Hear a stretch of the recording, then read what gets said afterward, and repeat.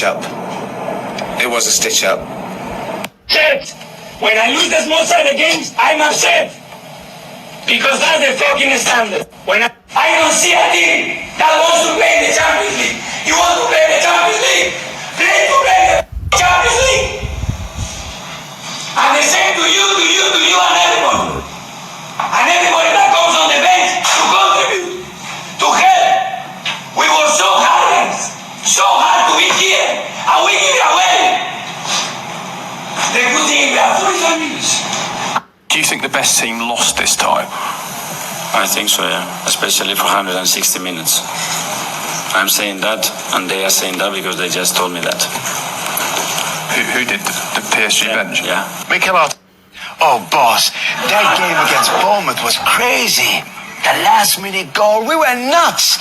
Though some people say every time we win a game, we celebrate like we won the league. We don't over-celebrate, do we, boss? Oh, no, Martin Odegaard. I don't think so.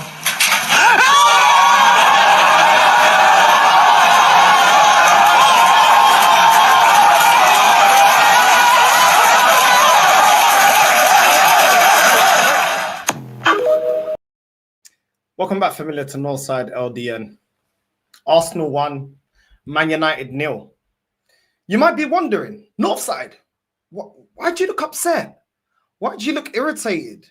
Why are you not more energetic? Why are you not animated? Do you know why? Because in football, there's something called momentum. There's something called tactically versatile. There's something called in-game management. There's something called picking the right lineup.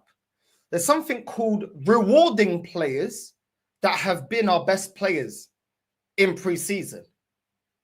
And I'm not seeing any of that right now. Any of that. Let's start with the players individually, and then we're going to go into certain things in the game that I saw that I didn't like. Why did we bring Gyökeres to this football club? Did Arteta, did you only bring this guy because you got tired at the end of last season being asked about, are you going to bring a striker? Because in pre-season, I've seen Gyökeres have no service. I've seen us not change anything about our game to bring him into the game.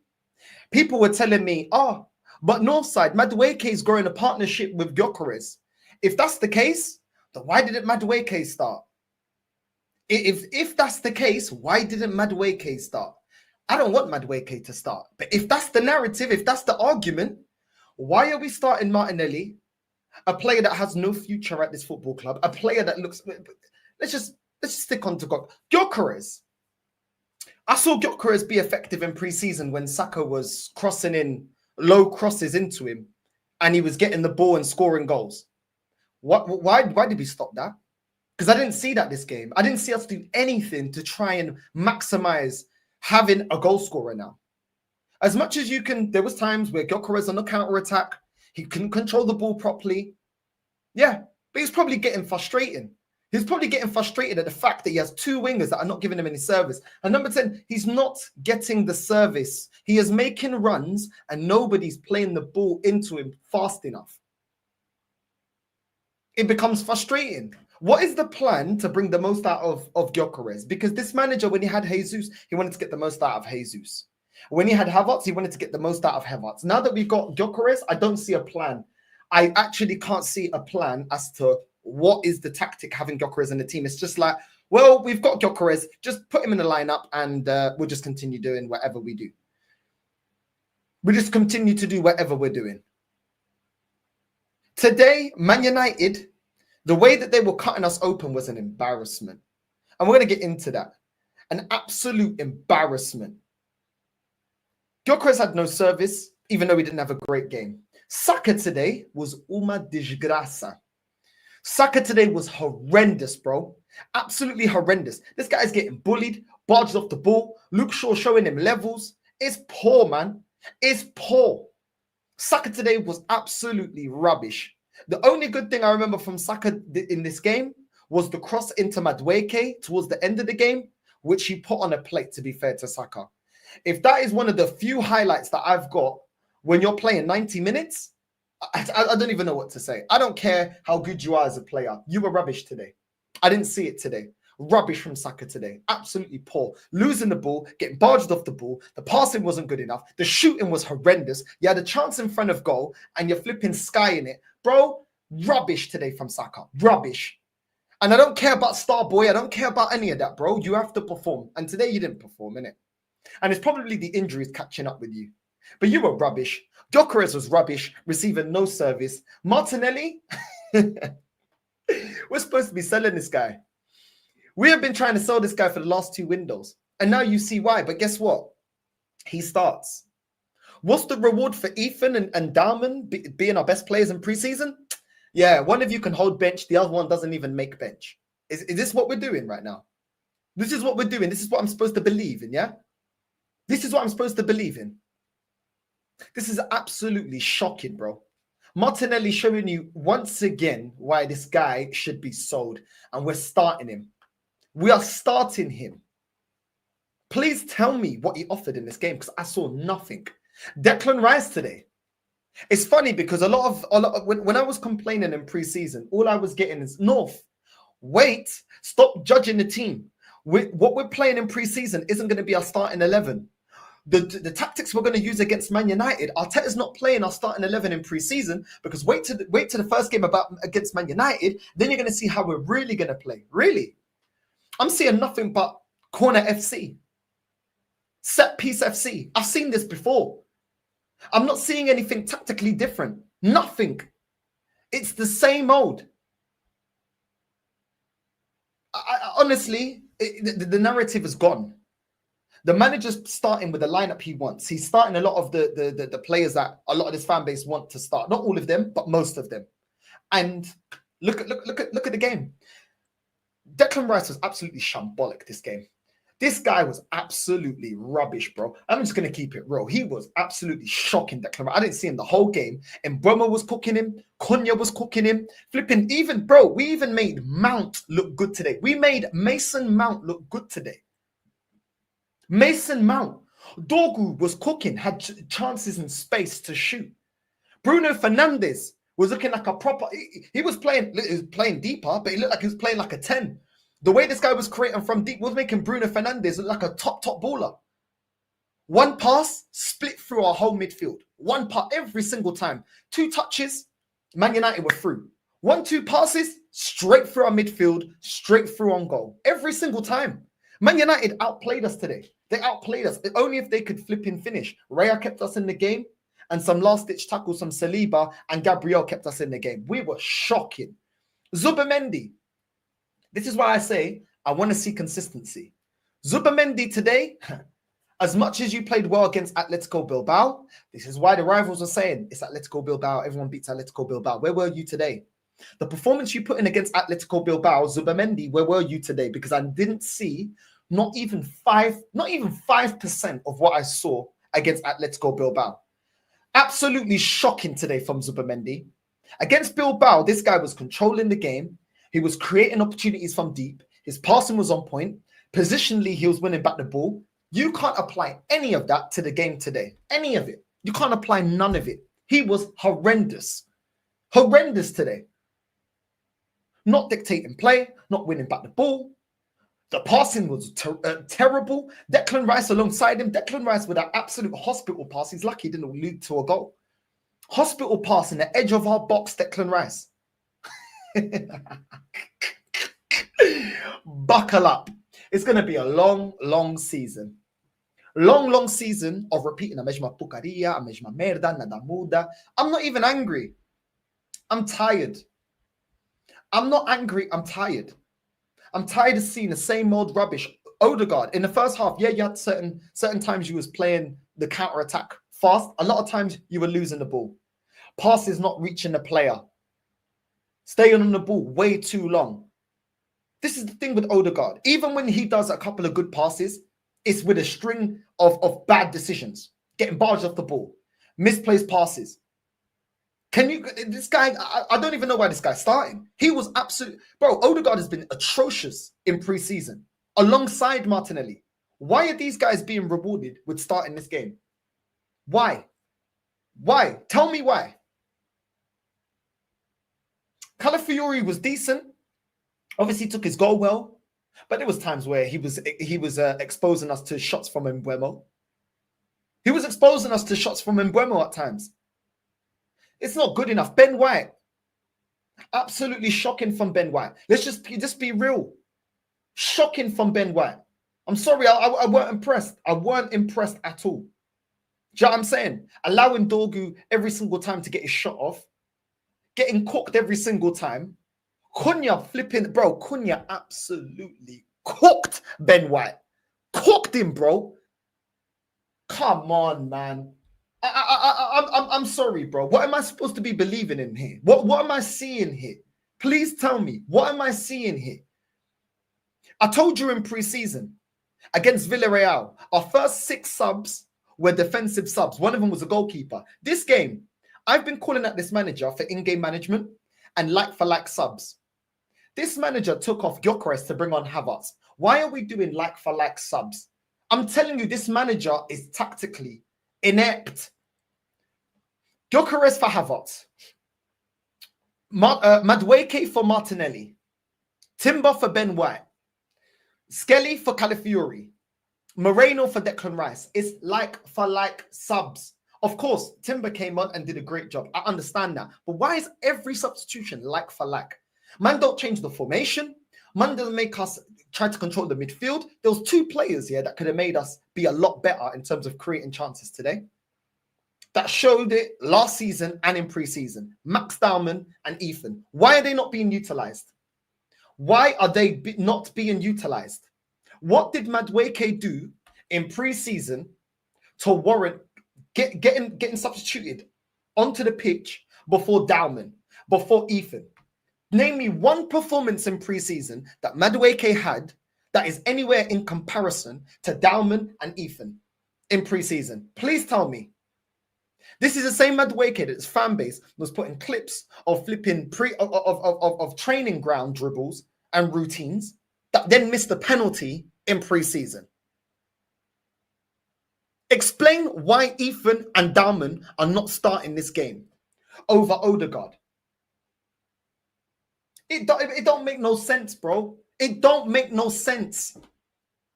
What I am seeing is going to lead into us winning nothing.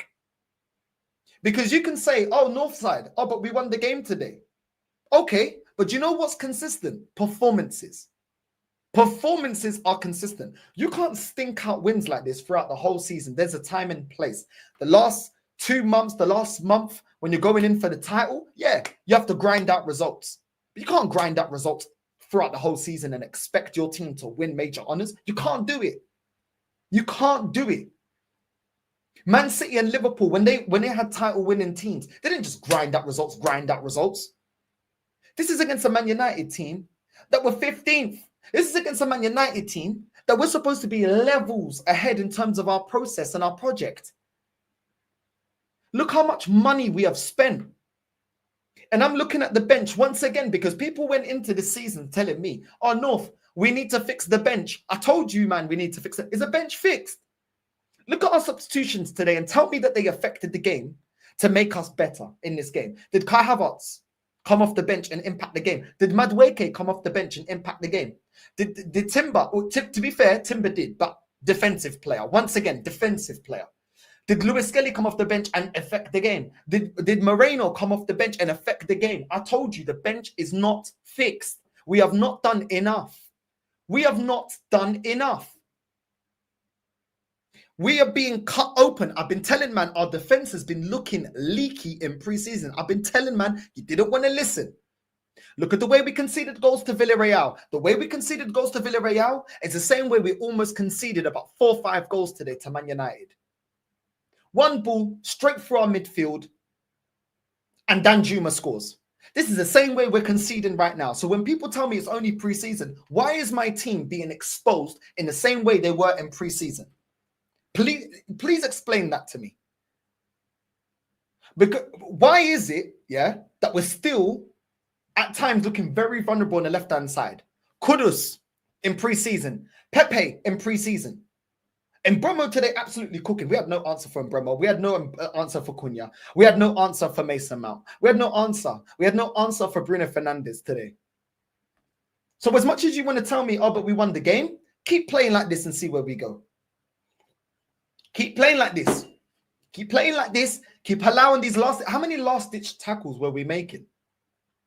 We're not playing Man United every week. Play Crystal Palace and give them kind of opportunities. You think Ismail Assar and flipping Mateta and Eze, you think they're not gonna gobble up these opportunities? You think City are not gonna eat these kind of opportunities that we're given today? You think Liverpool are not gonna eat up these opportunities that we're giving away today? You really think that? This fan base are in for a rude awakening this season. When I told you there's no plan B in pre-season, this man, tell me what the plan B was today. And you may say, but we're winning the game. Okay, well, you want to hold on to a 1-0 lead. You want to hold on to a 1-0 lead, yeah?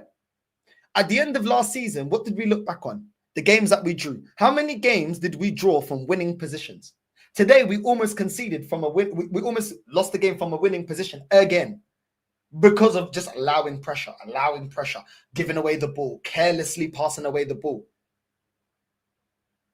We're going to drop points. We're going to drop points.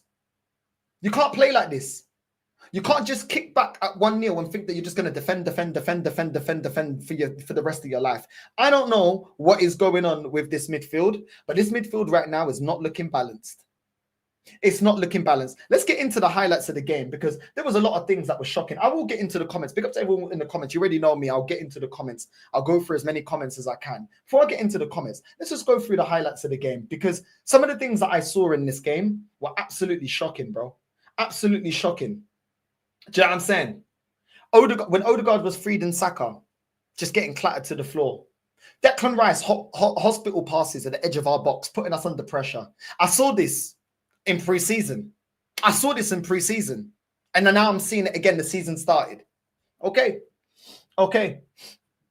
Calafiori out of position for Mbeumo shots. Dorgu, all the space and time to let off a shot that hit the post. Cunha running through our whole midfield. We play with two defensive midfielders. We should never be in a position where somebody can run through our midfield. But we're just McDonald's drive-through. Can I take your order? Yep.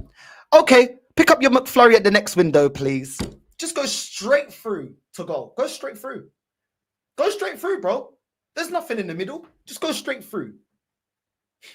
A man think we're going to keep stinking performances playing like that and giving opportunities like that. It's disgraceful. Big up to Hooks for the raid. Do you know what I'm saying? It's shocking, bro. It's shocking. But you know why? Do you know why Arsenal never win nothing? Because when you bring up stuff like this, they will tell people like me, you're being negative. You're being reactionary. You're doing it for views. You're doing it for clicks. Well, guess what? I've been complaining for how long? When have we won a major honor? At the end of every season, you'll be complaining and saying the same thing that I'm saying. In the second half, Odegaard was absolutely shocking in that second half. Oh my God, giving away the ball. Saka was losing the ball. Yeah, I'm saying, bro, counter-attacks, giving the ball to Gyökeres, he's stumbling over the ball. Every single time we tried to actually tried to get Gyökeres inside the game. Why is it that every time Gyökeres gets service, he's on the left wing, he's on the right wing? Why is he on the wing, bro? He's supposed to be, a final action player. He should be in the box, waiting to receive the cross or waiting to receive the pass. Instead, this guy is now becoming the creator for Martinelli, the creator for Odegaard, the creator for... Bro, what are we doing? We're crying out for a striker and we're not feeding him any opportunities. We are not getting him involved in the game. We are not playing to his strengths. What are we doing? What is the idea? I don't understand it. This is shocking, bro. Shocking. Man United with a goal kick straight to Bruno. Bruno, one pass straight through to Mbeumo. Mbeumo runs through our whole team. This is embarrassing. This is embarrassing. And if you're not embarrassed by this, I feel sorry for you. Because I don't even know what your standards are. If that's your standards, I don't want to see your girl, bro. I don't want to see your girl. Because it must be looking like the undateables. If you like this, I don't want to see your girl, bro. I don't want to see the state of your yard. I don't want to see nothing, bro. Do you know what I'm saying? Because it's shocking, bro. If this is your style, I'm sorry, man. This is crazy, bro. This is crazy. These were problems that we had in preseason, and we're still getting exposed by things that were exposing us in preseason. Why have we not worked it out? I tell you why. There's good form and there's bad form. And we're on bad form. We have no momentum. We have a lack of ideas. The manager looks lost. The players look lost. Like for like subs. We're making flipping numerous... Bro, we make defensive subs when we need to kill off the game. How many more years do I need to see of this? It's not good, man. It's not good. But if you want to be blind to it, like you've been blind to it for the last 5 years, then go ahead. Go ahead. But it's the same fans, but we'll complain at the end of the season. Why didn't we do this? Why did we do that? Why didn't the manager do this? Everyone said that Arteta needs to win a major honour this season. Can you really tell me we're going to win the league playing like this? Are you really telling me that? It's crazy, bro. It's crazy. Saka, I saw times where Saka's holding on to the ball. Gyökeres is making the run, holding on to the ball, taking another touch. How many more touches, bro? He's made the run, playing through. He's straight through on goal. Hold on to the ball. What are you holding on for? Shocking from Saka, man. He was absolutely rubbish, bro. Absolutely rubbish, bro. I don't get it. Kai Havertz comes onto the pitch. What's he doing? Drifting to the left, drifting to the right, drifting to the left, drifting to the right, holding on to the ball. I don't get it, man. I don't get it. I do not get it. I'm seeing Odegaard making an overlapping run. Havertz is still holding on to the ball. I don't get it, bro. Surely when you hold on to the ball, you wait. You're anticipating a run. You're anticipating for someone, yeah, to try and make a run in and behind the defender. We wait, let the player make a run, wait till they're offside, then we'll decide if we're going to pass. Probably won't pass it, turn back round, look for a foul. This is what we do. I don't get it, Arteta. I just don't get it, bro. I don't get it. It's shocking, man. It's absolutely shocking, bro. Madueke came on and he was absolutely horrendous. Absolutely horrendous, bro. Getting barged off the ball, losing the ball. This guy, I saw Madueke on a counter-attack. The guy has space. He runs into the player. He has space. He goes, nah, let me run into the player, bro. Let me run into the player. This is the decision making. It's just shocking, bro. It's absolutely shocking, bro. And I'm just lost for words because at this point, I just don't even get it. Do you know what I'm saying? I don't get it, bro. And this is why when man told me, oh, Northside, don't worry about Madueke, he's going to link up with Gyökeres. If that's the case, yeah, if that's the case, why did this manager sub off Gyökeres and bring on Madueke? If the plan is for Madueke to feed Gyökeres chances, why didn't he start Madueke if what Arteta wanted to do is use Madueke to bring Gyökeres into the game? Instead, he takes Gyökeres off and then brings Madueke. What's the instruction? I'm sorry, man. I told you that Madueke will be just as frustrating as Martinelli. Just as frustrating at times as Trossard. And he's showing you exactly why. Man was gassed on one performance where he's putting in a couple of good crosses for Gyökeres. I'm tired of it, bro. Big up to Lee for the raid, man. Big up to everyone that's joined in from Lee's channel. You know what I'm saying? Make sure you're liking and subscribing. We're almost at 20K, man. We're almost at 20K. Do you know what I'm saying? So big up to everyone that's locked in. And make sure you're liking and subscribing. Keep hitting the bell notification. 1,100 people in the building. Only 151 likes. Let's get that to at least 500, man. Let's get that to at least 500. Big up to everyone that's locked in. I just don't see it. Ben White absolutely got cooked by Cunha. Absolutely cooked, bro. That was embarrassing. Ben White's been crap since pre-season. Why is he starting? Why is he starting? As soon as I saw Timber, I saw this guy cooking 1-2 players. Boom, gone. Simple, easy. Timber came on. But we've been seeing this from last season that Timber is our best right back. We knew this. We've seen this. This ain't new. This ain't even a controversial take. It's not a controversial take. Everybody knows that Timber's a better right back than Ben White. That Ben White has not been the same since his injury. Why are we starting Ben White? Why are we starting Ben White? We started three players. Three players we started today that have been shit all preseason, but we start them today. Martinelli's been crap preseason. Odegaard's been crap preseason. Ben White's been crap consistently preseason. Why are they starting, bro? Why are they starting? You think those three deserve to be starting over players like Ethan and Dowman? Everyone was waxing lyrical about Dowman and Ethan and the performances that they've been doing, and we don't see them. We don't see them. You're telling I can't believe it, bro. I can't believe it. And do you know what it is? Yeah, when the problem is this. This is why I tell people, yeah, it doesn't matter what players you give this manager. He's his own worst enemy. When he has players that he can utilize and get the most out of and can get more out of the team, he doesn't play them. What is your excuse not to play Ethan? You need creativity. You need goals. Ethan scored a lot of goals for us last season. Why is he not playing? Why am I seeing Moreno's and Madueke's coming on the pitch before Ethan? Dowman was absolutely cooking. There was games in the preseason where our whole team, Saka comes off, we play Dowman, everyone's passing it to Dowman. It's just Dowman and Prey. Man just cooking players, bro. Didn't even need to link up with Odegaard. Didn't even need to link up with the number 10. Why is he not playing? And if you're not going to start Dowman, why is he not being subbed on? Why is he not being subbed on? You can't excuse that. Whether you want to say he's controlling his minutes, okay, why is he not being brought on? I don't get it, man. This manager, bro, he's shook, bro. He's shook, man. I've never seen such a coward manager, bro. And you know what the mad thing is? I don't even want to hear anyone telling me, oh, Dowman, you got to protect. These men sold us this Arteta project, yeah? They tried to sell it to us as a youth project. Now we've got youngsters, yeah, that we can see talent. Why are we not doing it? These men will wax a miracle when it was a youth project with Ethan, with Emil Smith-Rowe, Nketiah, Martinelli's. Now all of a sudden we're not playing youths anymore. We're not playing the youth players no more. So why the hell did we play Skelly at left back all last season? I don't get it, man.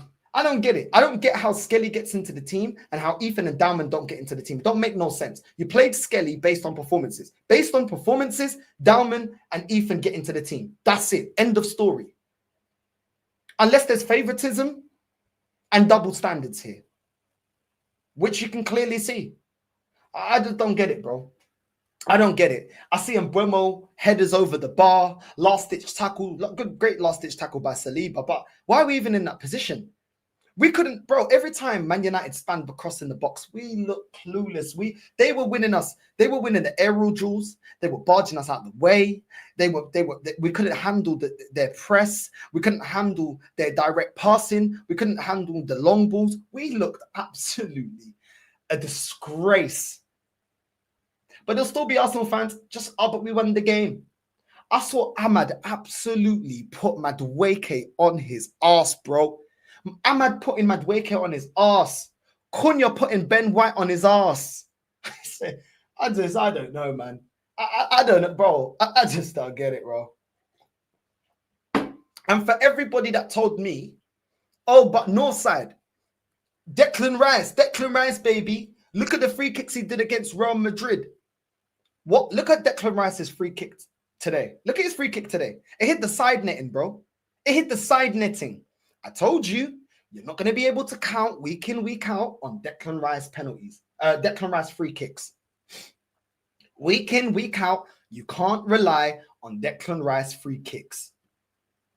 It's not going to consistently get us goals on a consistent basis. Set pieces, I told you last season, set piece FC, we're not going to consistently score from set pieces. We scored today. But guess what? In pre-season, where was that when we lost to Villarreal? Where was that when we lost to Tottenham? Do you know what I mean? I told, man. I don't get it, man. I don't get it, bro. I really don't get it. And it's just stressful, man. It's stressful watching this team because I see no evolution. I see no growth. I see a manager that's reached his limit and he doesn't know how to get out of the hole that he's created at Arsenal. Saka put an absolute top cross into Madueke at the end of the game. Madueke, I don't know what man's trying to. I don't know what he was doing, bro. Man's trying to bum it into the goal. Man's trying to bum it into the goal. Man's trying to do a hip thrust. Man's trying to do a Shakira to hip thrust it into the goal. Is that what you're doing, Madueke? Man's doing a Shakira, hips don't lie, into the box, into the goal. It was, bro, that Saka cross at the end to Madueke, he put it on a plate. What are you doing, bro? I don't care, man. It's just pathetic, man. It's just pathetic, bro. It's honestly pathetic. I don't care, man. I see absolutely nothing. I see absolutely nothing from this manager. Where was the Zubamendi that I saw against Atletico Bilbao? Where was that Zubamendi? Where was it? Where was the direct football that we played against Atletico Bilbao? Where was that football today? I told you we're not going to consistently play like we played against Atletico Bilbao. Why can't we play consistently like that? Why? Why am I seeing Glasner set up Crystal Palace better than Arteta sets us up? Why is Glasner is absolutely doing a bad boy job with Crystal Palace? You don't see that here with Arsenal. It's a joke, man. It's an absolute joke. Absolute joke. Declan Rice, bro. Man should have got subbed off early, bro. Subbed off early. Bring Skelly. Put him into the midfield. Decent on the half turn. He's a midfielder. I don't get it, man. I don't get it. Trust me, the way that we're defending, this is why in pre-season, let me remind you, this is why in pre-season, I think it was against Newcastle, we conceded the way we did. Because as soon as one of these centre-backs are injured, we're in trouble. We are in trouble. This defense is nowhere as good as it was 2-3 seasons ago. It's nowhere near as good, bro. It's getting exposed. It's getting exposed. And when we had to play Kivior at centre-back, oh, you want to play Mascara, we're getting opened up. We're already getting opened up in this game. Embarrassing, man. Embarrassing. Making Mason Mount look good. Man like Justin Timberlake. This is ridiculous, bro. And Buemo got us on strings. Konya got us on strings. It's ain't a good performance, man. But Dottesin said it's not a good performance. And like I said, I'm not even angry. I'm just sick and tired of seeing the same old nonsense. I'm sick and tired of seeing a manager that just looks void of ideas. And this is why when it comes to the crunch games, I don't trust Arteta. I do not trust him. It's the same manager that is showing why we weren't good enough against PSG. We're resorting to long throw-ins. This guy's run out of ideas, man. If you ever needed the biggest red flag for this manager, long throw-ins against PSG. He's done out here. He's done out here. You want to hold on to this manager? Hold on to him. But listen, this is going to be looking spooky, bro. I'm going to be real. Man United with a better team. Facts. You lot should be concerned by that performance. I'm very concerned, bro. Do you know what I'm saying? Honestly, Arsenal should be embarrassed by the way they won today. I am, bro. Can't people say Arsenal in top 3 race and make United look so good, bro? You know what I'm saying? The team's way too... Bro, it's crazy. You know what I'm saying? It's crazy, bro. It's crazy. Absolutely crazy. Yeah, I'm saying I think your defenders are way too exposed. It's crazy, bro. It's crazy, man. Now, I haven't seen Saeed's... Nah, man, I got to watch it later, bro. I'm streaming, innit? You know what I'm saying? Make sure you're liking and subscribing. Come on, let's get to 500 likes, man. 1,200 people in the building. Let's get to 1,000. Well, let's get to 500 likes. Let me get through some of the comments, and then I'll put the link out, and people can have their say on the game. But yeah, Declan was rubbish today, bro. Declan was rubbish today. You know what I mean? Rubbish today. Rice will become more redundant for you guys. You need more creativity in the midfield, and Zubamendi is better DM. Bro, I didn't see the Zubamendi that I saw in our last preseason game. I didn't see it. I didn't see it. And I said I'll ultimately judge Zubamendi if you could do it in the Prem, bro. Do you know what I'm saying? Like, listen, preseason's all good, but you got to bring that form into the league. And I'm not seeing it. I'm really not seeing it. Zubamendi was absolutely atrocious. Absolutely atrocious. Bro, the way both of them, not only with, do you know what it was with Zubamendi and Rice? It was the positioning. It was the way they were getting barged off the ball. It was the recovery pace. It was shocking. There was no communication as to one can go forward and one can kick back. No communication, man. No communication between the pair.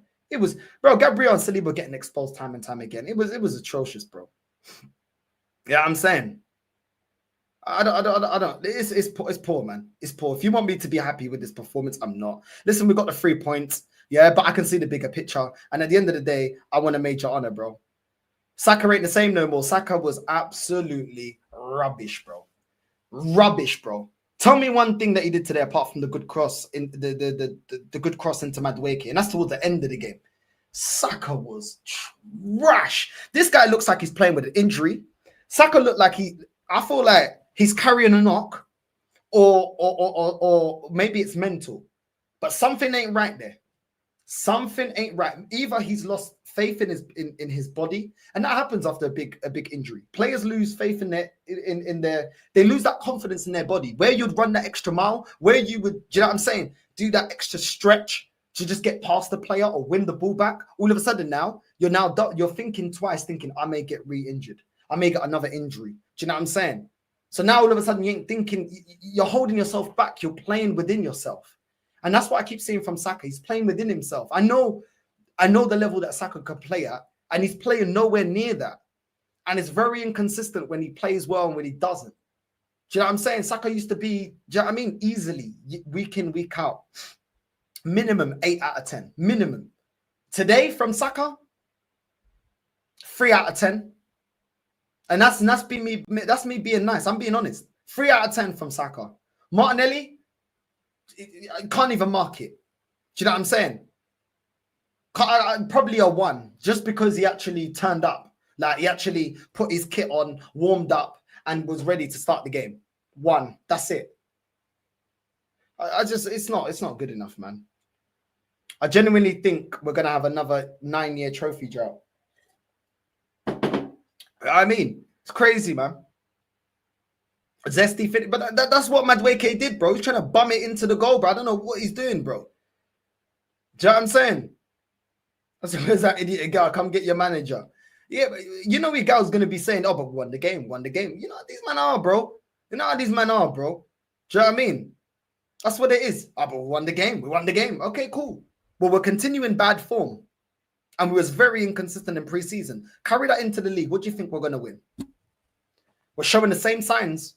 Midfield getting cut open, defense being exposed, defensively out of place, our left-hand side being exposed. But not only is our left-hand side being... Do you know what? We used to have a Ben White, yeah, that our right-hand side, people always used to talk about Saliba, Gabriel, and I always used to say, yo, Ben White doesn't get enough praise. He was, for years, one of our most consistent defenders on the right-hand side. Look at him now. Look at him now. Look, the left... Bro, our left back is looking as bad as our right back defensively. It's crazy. We're getting cooked this season, bro. You know what I'm saying? Yeah, we should have drawn that game, bro. We was holding on for dear life at the end, bro. Man United outplayed us. Fair play to Man United. You outplayed us, bro. A team that finished 15th outplayed us. Crazy, bro. Gyökeres would have scored a hat-trick if he was playing for Man United. Of course. Of course. Look at the way Cunha was getting, you know what I mean? Getting opportunities. Look at the way Bruno was constantly looking to bring Cunha and Bremo into the game. Look at the way Bruno was always looking for that pass to bring them into the game, to make them the center of the counter-attacks. Look at the way Mason Mount was looking for them. We weren't doing that. We weren't doing that. It's crazy, man. Crazy. Do you know what I'm saying? Now, Saliba wasn't good enough. He was crap today. He was crap, but he did also make some last-ditch tackles that saved us. Do you know what I mean? Yeah, I mean, we ain't playing 2007 Man United. We're playing 17th in the league, broke finances, leaky roof, clueless manager Man United. And we can only score due to their keeper's mistake. Exactly. It's crazy, bro. You know what I'm saying? I can't lie. Gyökeres only touching, I think you mean always touching his hair will start to piss me off soon. I get it, bro. I get it. Do you know what I'm saying? Let's keep smashing them likes up, man. Let's get to 500, 1,200 people in the building. Let's get to 500 likes, man. Big up to everyone that's locked in. That's the target, family. Let's keep smashing the likes. You know what I'm saying? Diamond wasn't even in the squad. Crazy work. Exactly. How can this manager not understand that our best creators are Ethan and Dowman. They're our best creators. Yeah. Now, what Ethan on the bench doesn't get into the game. Dowman doesn't even make the bench. This is crazy, man. This is crazy, bro. And the bigger picture is, even if you want to say, oh, I'm happy that we won 1-0. Do you know what's shocking? The manager doesn't know how to change a game when we're conceding, when we're looking vulnerable. He doesn't understand what players are the best at what roles within the squad that he has. That is shocking, bro. That means in knockout football, this is why we bottled it against Bayern Munich a couple of seasons ago when it was the worst Bayern Munich team I ever seen. This is why we've been kicked out in the Europa League against Sporting and Villarreal and them teams there, because this manager's clueless, man. So you can skate over it and glaze over today, yeah. Don't be mad when we get kicked out of knockout football, innit? Or the crunch end of the season. Don't be mad, innit? Don't be mad. If you want to protect this, don't be mad then, innit? Because we're calling it out from early, innit? So if man want to protect it, innit?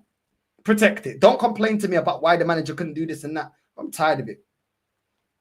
Honestly, I think we won't win anything this season again, as I see that things on the pitch have not changed. This was supposed to be City, Liverpool level opening games in order for us to compete. Well, we are nowhere near the level of those two teams, bro. We are nowhere near, bro. Nowhere near. I'm just going to be honest, man. We're nowhere near the level of those two teams. And people may say, oh, but Liverpool looked open. Well, guess what? Their manager, Arne Slot, yeah, he's shown that he can adjust. He can adjust and get the most out of that team and lead them to win the league within one season.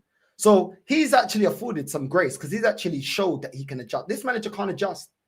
This manager can't adjust, bro. So it's mad, bro. It's mad. You know what I mean? Saka should have been off. He's not 100% fit. He's not fit, or he's playing within himself, bro. Do you know what I'm saying? Madrid fan here, thought United were closer to a goal than Arsenal. How you played today won't give you trophies, to be honest. Need to be better overall. This is what I'm saying. This is what I'm saying, man. Do you know what I mean? This is what I'm saying. That game was boring. It was boring, man. It was boring, bro. It made me fall asleep. You know what I mean? It's crazy, bro. You know what I mean? Lee Gunner Ray, big up Northside. Crap team selection, tactics in the game management. Another inspirational performance by our captain and manager.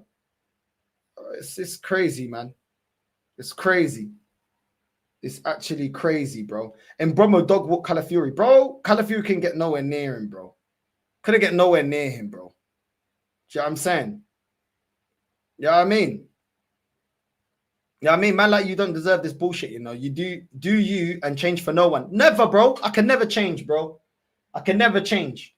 This fan base can't gaslight me, bro. They can't gaslight me into accepting this crap, bro. Big up to you, man. They can't gaslight me into accepting this. There's no excuses for them this season. There's absolutely no excuses for them this season, bro. We should have been, this team should have been worked out, to be fair, on phase 4. They said it took Slot 4 years. I shouldn't be in phase 6, and I'm telling the manager how he could do better. I shouldn't be in this position, bro. We shouldn't be in this position.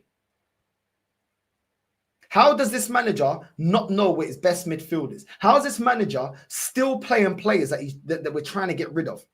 Relying on players that have bottled it for him numerous times. And like I said, didn't bottle it today. Don't worry, continue. We're going to bottle everything. We're not the way we're playing right now, we're not even winning a Carabao Cup playing like this. Not winning it. Not even a Carabao Cup. Top teams in the league will use this game as a template on how to set up against us. And this manager will not do anything different. Do you know what the funniest thing is? People like Igal, people like all them man, yeah, were saying, oh, we're not trying to expose how we're going to play this season in pre-season. Guess what? We play exactly the way we played in pre-season and get opened up and cooked the exact same way. But apparently we weren't trying to expose the way we're playing. This man talking rubbish, man. These man talking rubbish, bro. These man talk about it, yeah, like flipping. This manager's a flipping, like he's a tactician, you know. We don't want to expose what we're doing what we're going to do this season. Tell me one tactical change today that is different that we've never seen, that worked in our favor. But you're going to get that with Madueke. You're going to get that because he's dead, bro. He's dead. So you're going to get inconsistent. This is why Chelsea were happy about getting rid of him, bro. Do you know what I'm saying? Reality kicked in real quick for Gyökeres, bro. Yeah, man, you're not the star boy around here, bro. That's Saka. Yeah, I mean, Saka and Odegaard are the star boys for Arteta, bro. Yeah, I'm saying, yeah, we're getting battered by City, bro. Do you know what I'm saying? I mean, it's crazy, man. It's crazy, bro. Odegaard has been washed, man. He's been washed, but he's going to be protected. We saw this last season. My guy was injured, didn't play Ethan. Then this guy comes back, goes straight into the team. Ethan holds bench. Bro, I'm tired of seeing the same old, bro. At least if Arteta does something different, yeah, then I can say, do you know what? As much as I don't rate the manager, I'm seeing him learn. You're not learning. A couple of seasons ago, you played all-out attacking football. We bottled it 8 points clear. Cool. Then you had PTSD. All of a sudden, you started getting scared. You started playing defensive. You need to marry the two. Arne Slot has showed you how to win the league. You need to be able to adjust.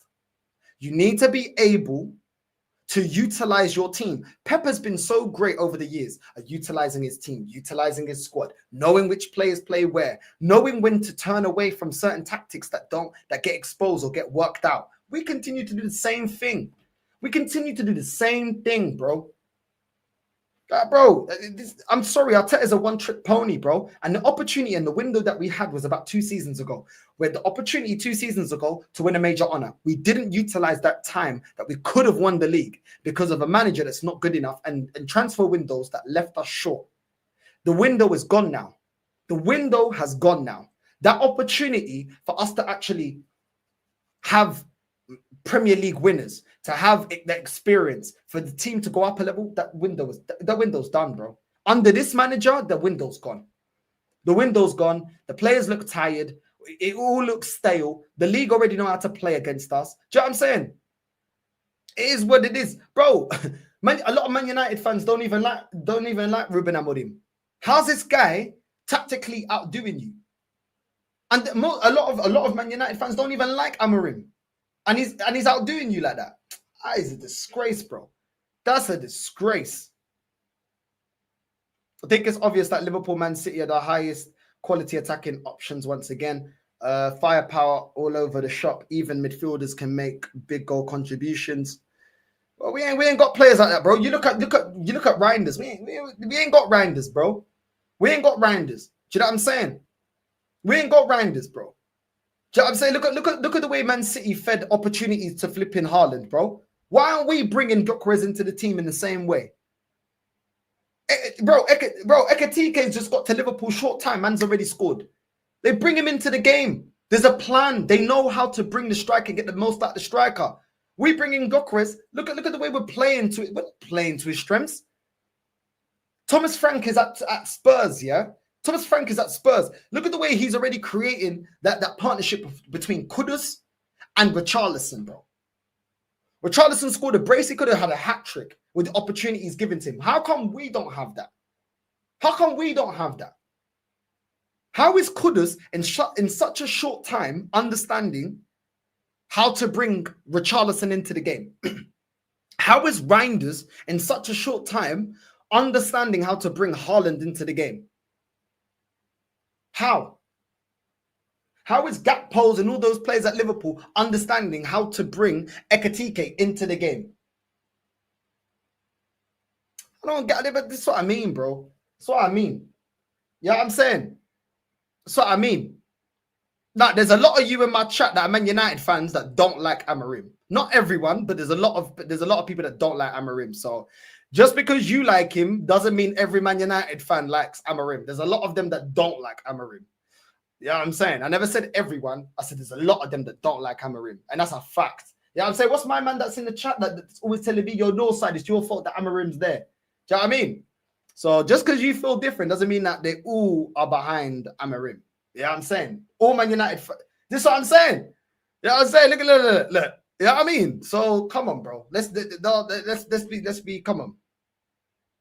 You know what I mean? Yeah, listen, but just because it's not just because the majority do doesn't mean that all of them are behind Man United. You know what I'm saying? I'm just saying, not everyone rates Amorim at Man United. You get me? But yeah, man, But yeah, man, listen, if you like Ruben Amorim, then it's calm, man. You support him, you like the manager, innit? It's all blessed. But anyway, let me put the link out for anyone that does want to jump on. Make sure you got your camera and mic. What's our next game? What's Arsenal's next game? Bro, this is how much bro. Do you know what it is with this club? You feel like transfer window, it's like not fun. The transfer window is not fun. The season's not fun. It's like you can never get a break with this club, man. You can never get a break. I'll be real, man. You can never get a break. Do you know what I mean? You can never get a break. Let me pin that. Let me pin that comment. Let me pin the link. But yeah, man, it's an absolute joke. We got Leeds next. If we lose to Leeds, bro, then we got Liverpool. Is that at Anfield? It's at Anfield. Oh, we're done. We're done. We are done. We are done. We are done. This fan base is gonna get excited after Leeds, and then they're gonna be brought back to life against Liverpool. Oh man, we are gonna get absolutely fucking, bro. This is gonna be a Bonnie Blue. This is gonna be Ray J and Kim Kardashian at Anfield. I hit it first. That's what it's gonna be, bro. It's gonna be Adams 22's wife getting ran down, bro. Do you know what I'm saying? Ran down. Do you get me? It's gonna be mad, bro. It's gonna be peak, bro. I'm not gonna lie. The way we're gonna get done, bro. Arsenal gonna walk with a limp after Liverpool deal with Arsenal, bro. Playing like this. Yeah, it's going to be Talisa, bro. It's going to be na-na-na. Oh, na-na. Oh, na-na-now. You know what I mean? The whole journey, bro. It's going to be long, bro. I can't even lie, bro. I'm not going to lie. They're going to be running the train on Arsenal, bro. I am not looking forward to that, bro. I can't lie. I'm scared, bro. The way we're playing, I'm scared. I fear. Nottingham Forest, bro. We got Leeds, then we got Liverpool, then we got Nottingham Forest and City, then Newcastle. It's gonna be, bro. It's gonna be long, bro. It's gonna be long. It's gonna be long. But yeah, but this is how it works with Arsenal. The fan base will forget this performance because we won. They'll forget this performance. We'll go to Leeds. We'll most likely win that game. Then it'll be like, we're back. What were man saying against Man United? We're back. Then after that, then it will turn into Liverpool, back to reality. That's what it's going to be, bro. Then it's going to be like, yeah, but, just back the boys. But I already know, bro. Do you know what I'm saying? You know what I mean? It's crazy, bro. Absolutely crazy. Big up Rashid, man. What you saying, man? No, I'm good, bro. I'm good. What can I say, bro? Same old shit. He went in there like he's looking for a draw. It's mad. 1 billion spent, and he's going in there looking for a draw. I don't know. He looked like he was looking for a draw. The way he set up the team. Raya on fire. Let's start with the pros. Raya, great game today. That fucking save that he did against Mbeumo, bro, that is not an easy save. So big up to Raya for that. Saliba and Gabriel, in my opinion, they were on fire, bro. You know what I'm saying? They were on fire today. They really kept them quiet. And Cunha and Mbeumo are problems, bro. They are a problem, both of them. Cunha, did you see the way Cunha skilled up 4 players? And then he went on, then he fucked up at the end. But like, Cunha was a problem, you know what I'm saying? And Mbeumo was a problem that they kept them quiet. Everything was going down the left-hand side. I understand what Amorim was trying to do.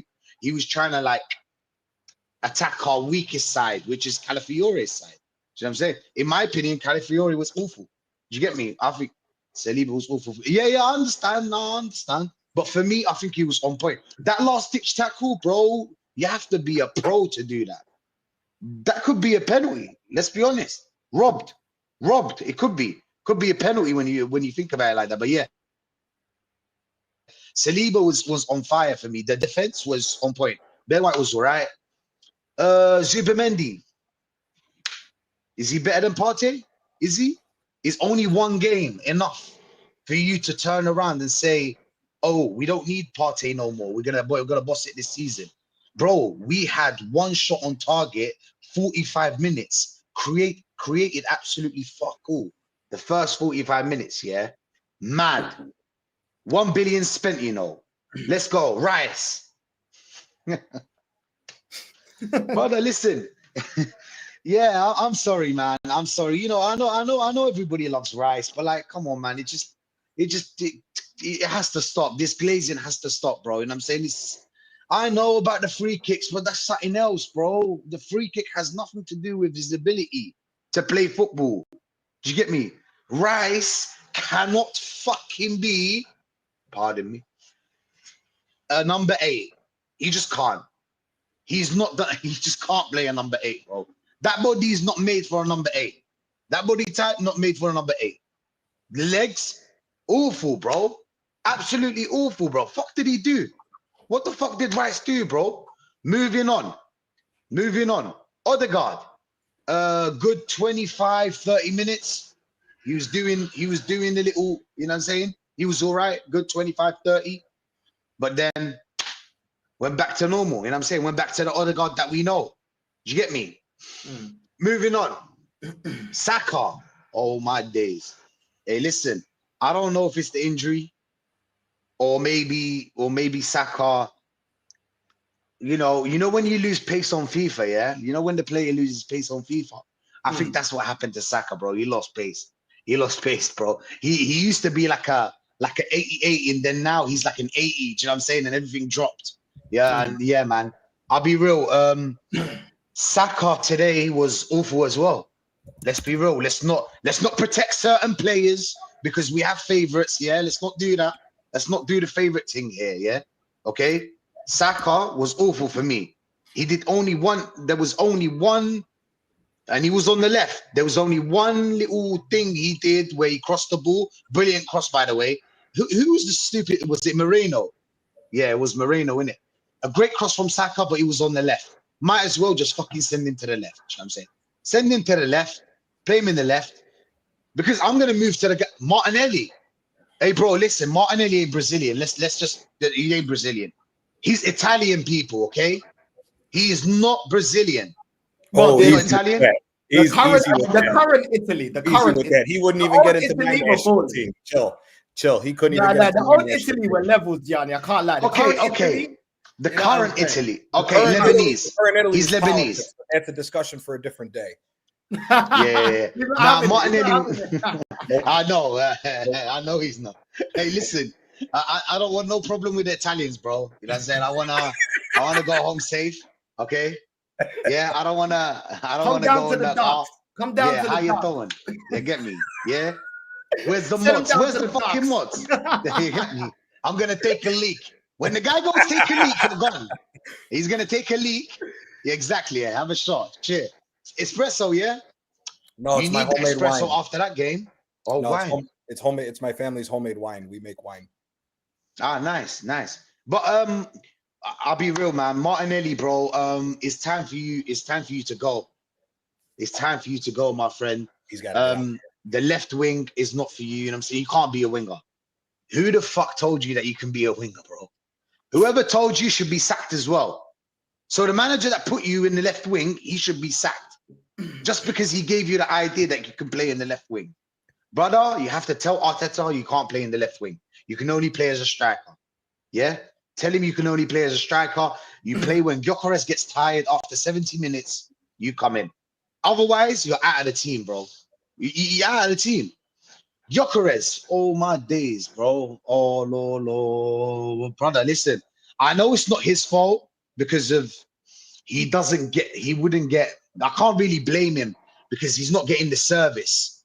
You saw Man City, the way they serviced Haaland, and he was talking about it as well.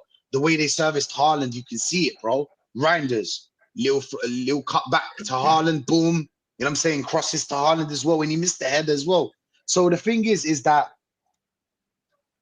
Gyökeres, if he's not getting, Gyökeres is one of them strikers. He's like Haaland. If you're not giving him service, he's out of the game. He barely touched the ball. He's one of them strikers that can't play football. Yeah, he can score. He's a goal scorer. Apart from that, brother, but it's the same old. Fuck, what were they doing in preseason, bro? By the way, what were you doing? What were you doing in preseason? I can do this fucking shit. Pay me 15 million. I can do this shit. Yeah, just 10 man to the back, 10 man to the back, easy. I can do that. I can do that. Going forward, there was no ideas, people. This is worrying. I don't know why people are not worried. You should be worried. You should be worried. No. This is not one of them games where like it's 1-0 to the Arsenal, as in, oh, you win a game dirty, a dirty win. This is different, my friend. This is no fucking planning, yeah? If it wasn't for the corner, we were never going to score even if we played 180 minutes. You get me? That part. Bro, trust me, man. Arteta, the fuck out. That part. Out. Brother, why are we paying this guy 15 million, bro? Sean Dyche can do this shit for 3 million. And better. He can do this shit. And probably better. And better.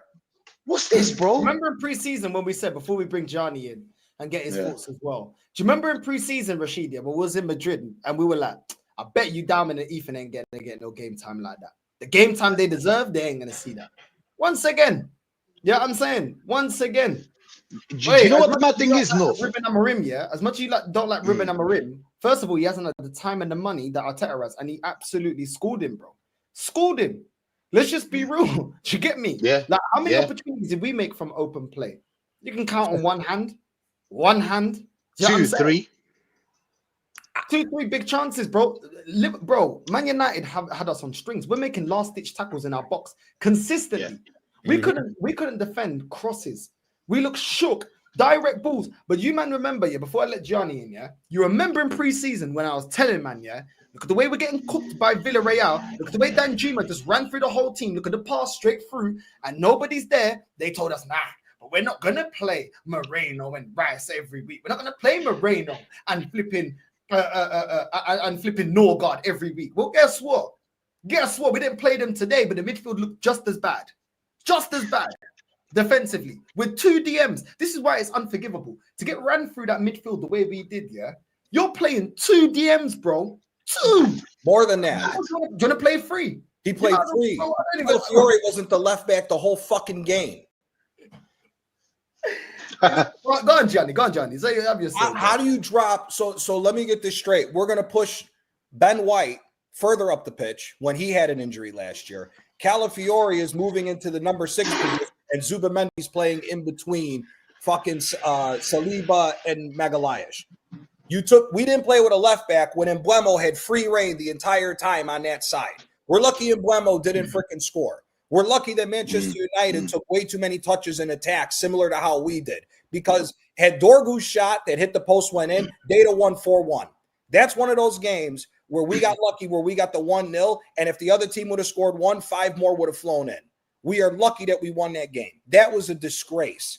This guy is trying to play 3 banks of 3 in the middle, and they're still running right through us like we weren't even fucking there.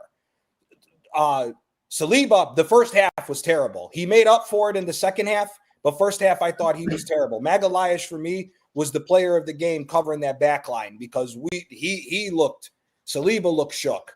And White and Declan Rice, I think Declan Rice is nursing an injury. The way he walked off that pitch after the game, the way he's running up and down the field, he's going to get freaking killed this year. He literally tried to play a high press, pragmatic brand of football. Make that make sense.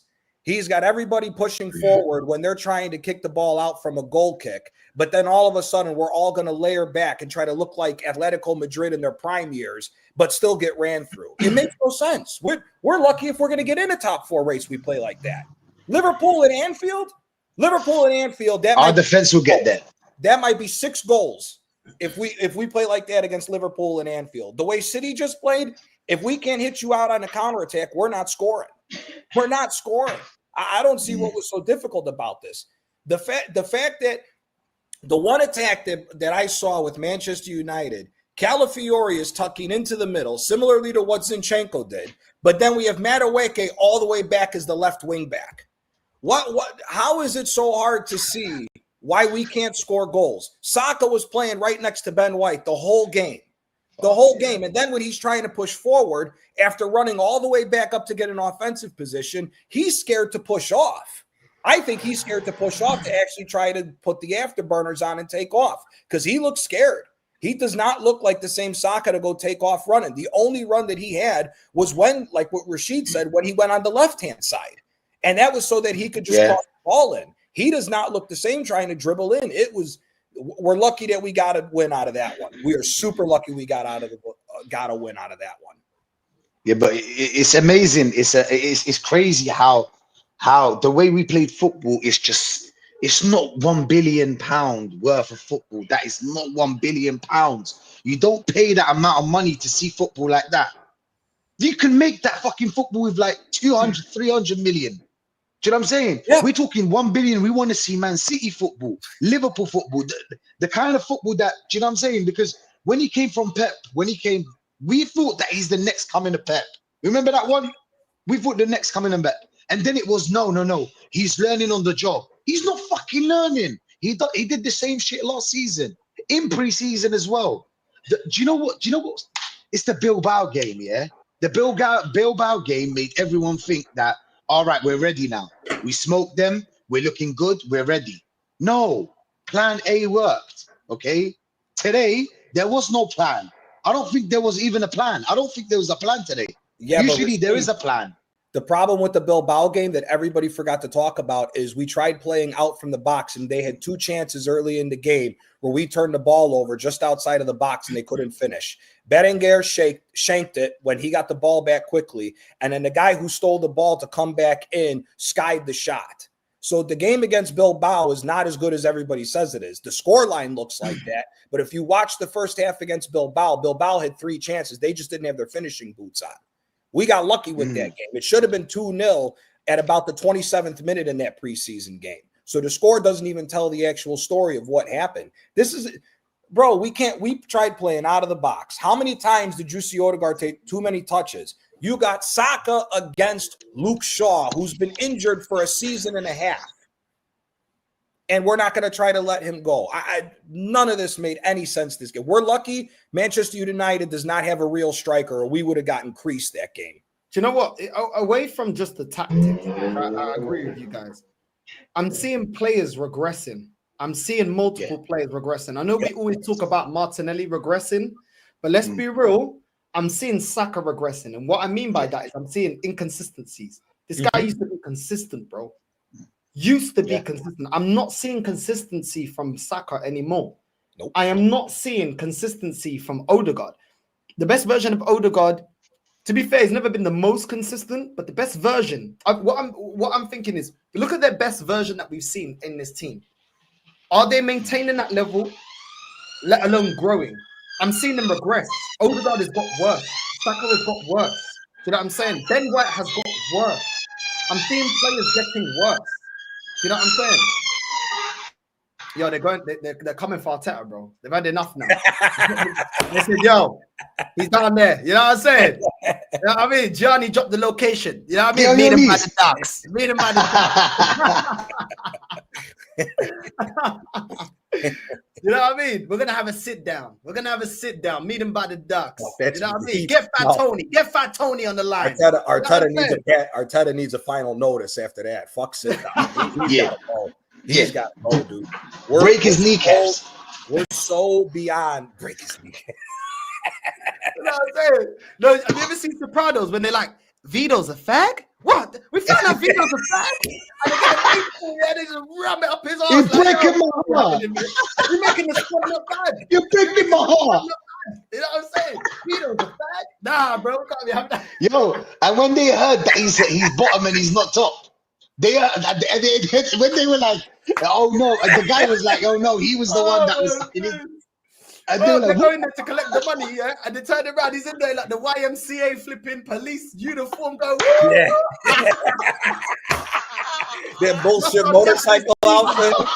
That's what Arteta this season, bro. You're getting found out, my guy. You're getting found out. Bro. Hey, Arteta's like Vito dancing with the dude in the club, and then all of us are gonna be Vito. What the fuck? You're breaking balls. You know what I mean? What's going on, bro? Bro, I'm telling you, bro. You know what I mean? It's going to be a different type of meat in his mouth, but he's getting exposed this season. I'll tell you. You're a fraud, bro. You're a fraud, bro. You know what I'm saying? You know what I mean? Yeah. That is you know haram, what it is?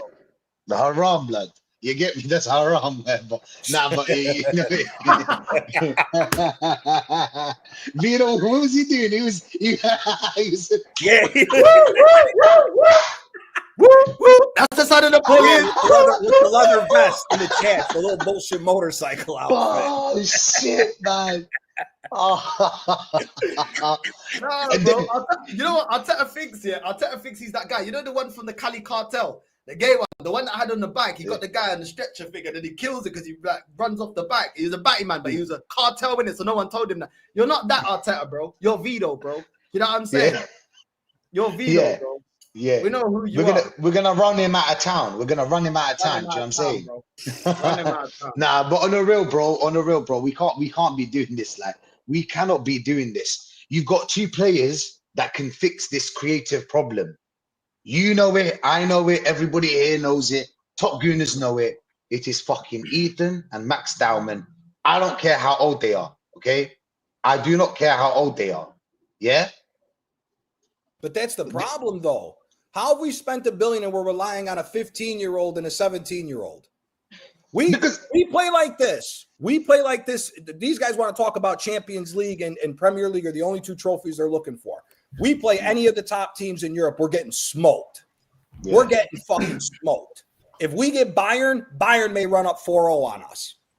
Bayern may run up 4-0 on us. How are you playing? The only time we got balls to Gyökeres is on counterattack, and the balls ain't even going towards the middle. We're putting it out wide, making him run, and now we're going to make the striker try to fucking pass the ball into the box. What the fuck are we doing here? Oh my days. And you know what the crazy thing, Gianni, yeah, is that when Gyökeres left, when he was off the pitch, they started putting some crosses into the box. Yeah. Why is it always happening? What's this happening? Is this some conspiracy theory? And I'm saying I'm starting to feel like you're trying to set man up. Do you know what I'm saying? I'm trying to feel like you're trying to set Gyökeres up. But all jokes aside, look, listen, man, we need to really address this situation because people think that the striker was the problem. No. Striker was not the problem, people. Everything's the problem. He's the problem. Arteta's the problem. Yeah, get him out, we'll win a title. Get him out, we'll win a title. Bring someone proper with this team, even Madueke, we can win a title. Roberto Mancini's available. I'd hire him in a heartbeat. heartbeat. He's old. He's old. Oh, he's old. He's you know old. What I'm saying? The way we just played, we played Conte, Allegri, and Simeone ball. But they want to talk about we play good football. Get the fuck out of here, man. And furthermore, Conte's Napoli team last year, the total price for that team by the players is $365 million.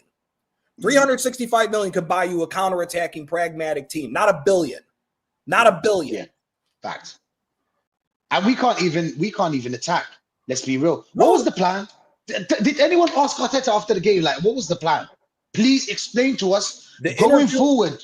The interview that he gave, the press conference with them two idiots, the two Robbies. First of all, them two, on a side note, should never fucking talk football again because they both got their heads up their ass. Their head is so far up their ass, their eyes are brown, number one. Number two, these motherfuckers were hyping him up when he came in and he said, oh, it was a good performance to make it out of Manchester with points and everything else, blah, blah, blah. Bullshit. Manchester United, if you were a true counterattacking team, you should have ran up 4 goals with how open they were. The only guy who's worth anything on the defensive line for Manchester United is that young kid, Euro. He looked pretty good. He looked pretty good for what he did. But besides that, ain't no way Brian Mbeumo had that much. Brian Mbeumo had enough time to read a book on his side of the ball before anybody even went after him, dude. It's absolutely terrible. Calafiori, bum. Absolutely. The crazy thing is that right there where it was at. Do you know what the crazy thing, Gianni? Yeah, not to cut you off, but like we need to really. The Saka problem is the biggest problem in this team after the Declan Rice. I think Declan Rice is the biggest problem, in my opinion. But the Saka problem is a big problem as well because we rely on him so much. And he's not providing what he used to provide. He used to provide us with at least assists, something that comes from that side of the pitch. Today, he barely touched the ball. Rice just running around. Like it's some fucking sprint. You know what I'm saying? He's doing the 100 meter. Even our attack, yeah. Before we were complaining last season, our attack is too one-sided. Now, what is our attack? I don't even It's understand. zero-sided. You might as well make a change to the formation. I personally think if this is how this is going to look, we might as well play 4-4-2 diamond midfield, 4 midfielders, a number 10 and a holding 6, 2 8s, and put Saka as the secondary striker off the right-hand side of Gyökeres. You might as well put him closer to the goal and just tell him, you know what, free reign, just start shooting. Gyökeres, run into But the now box. we're catering.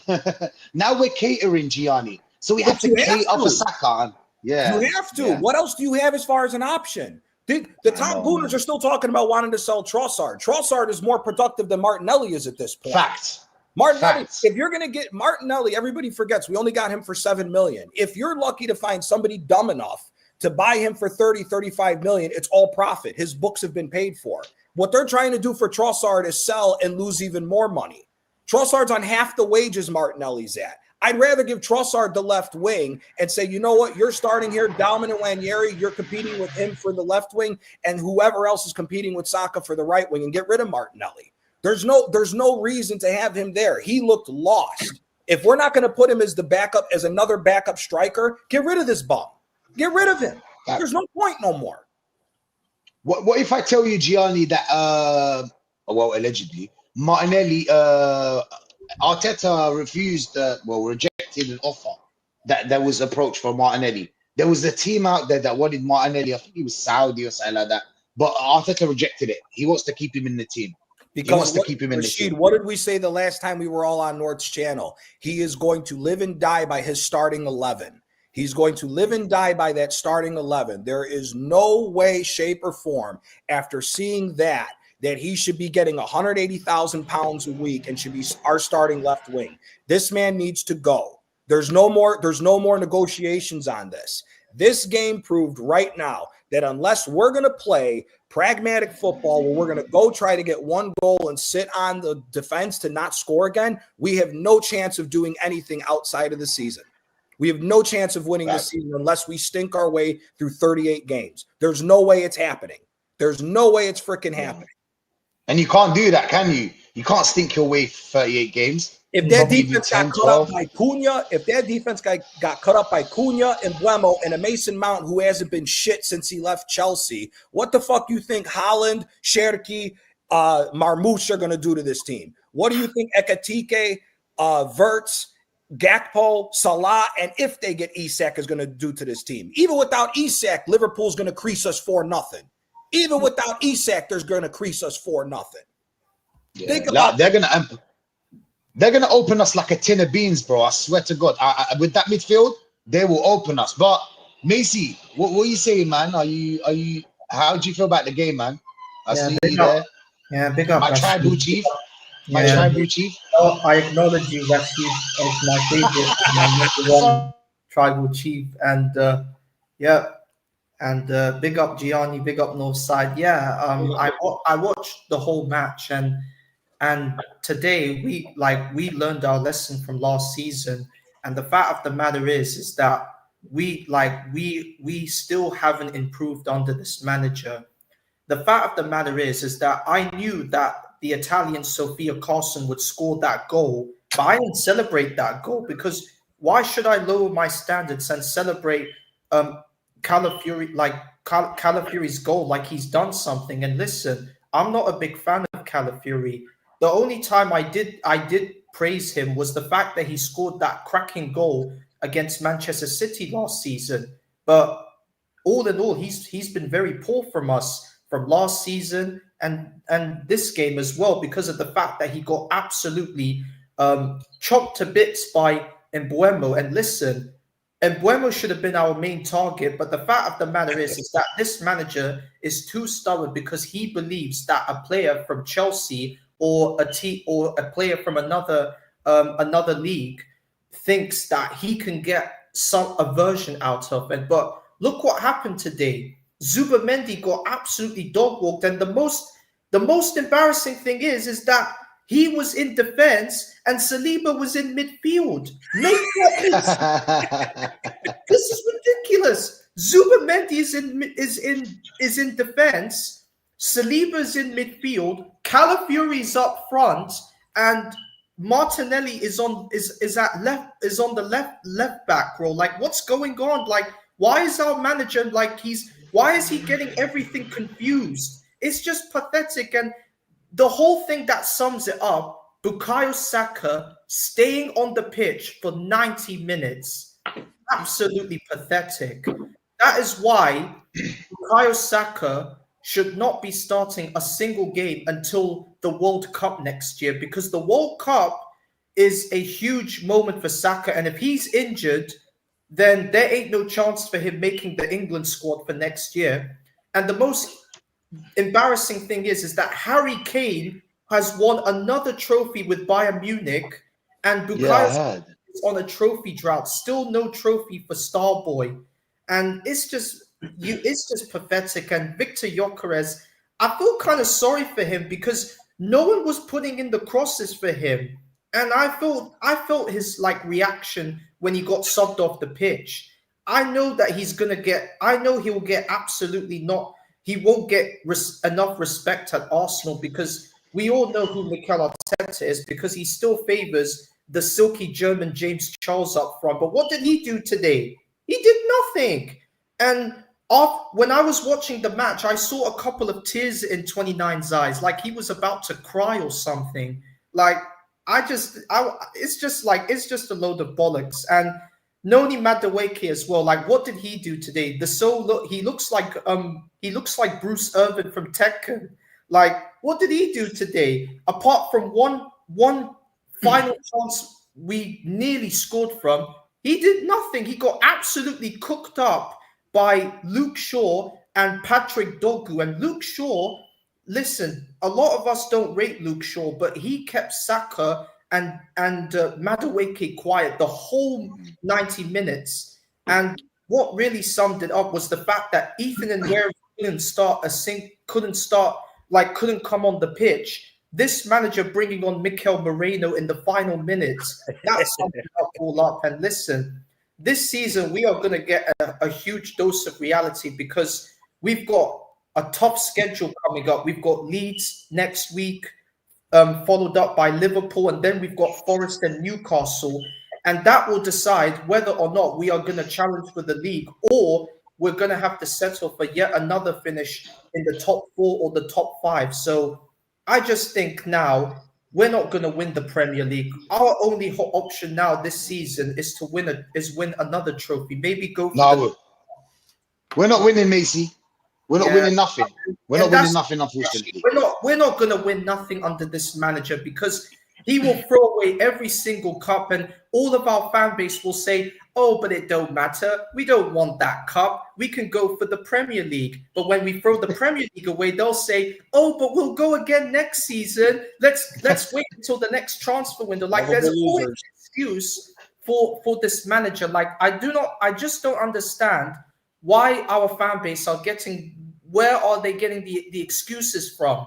It's just absolutely jarring. And this season, I just think now we're going to be in the same predicament that we were last season.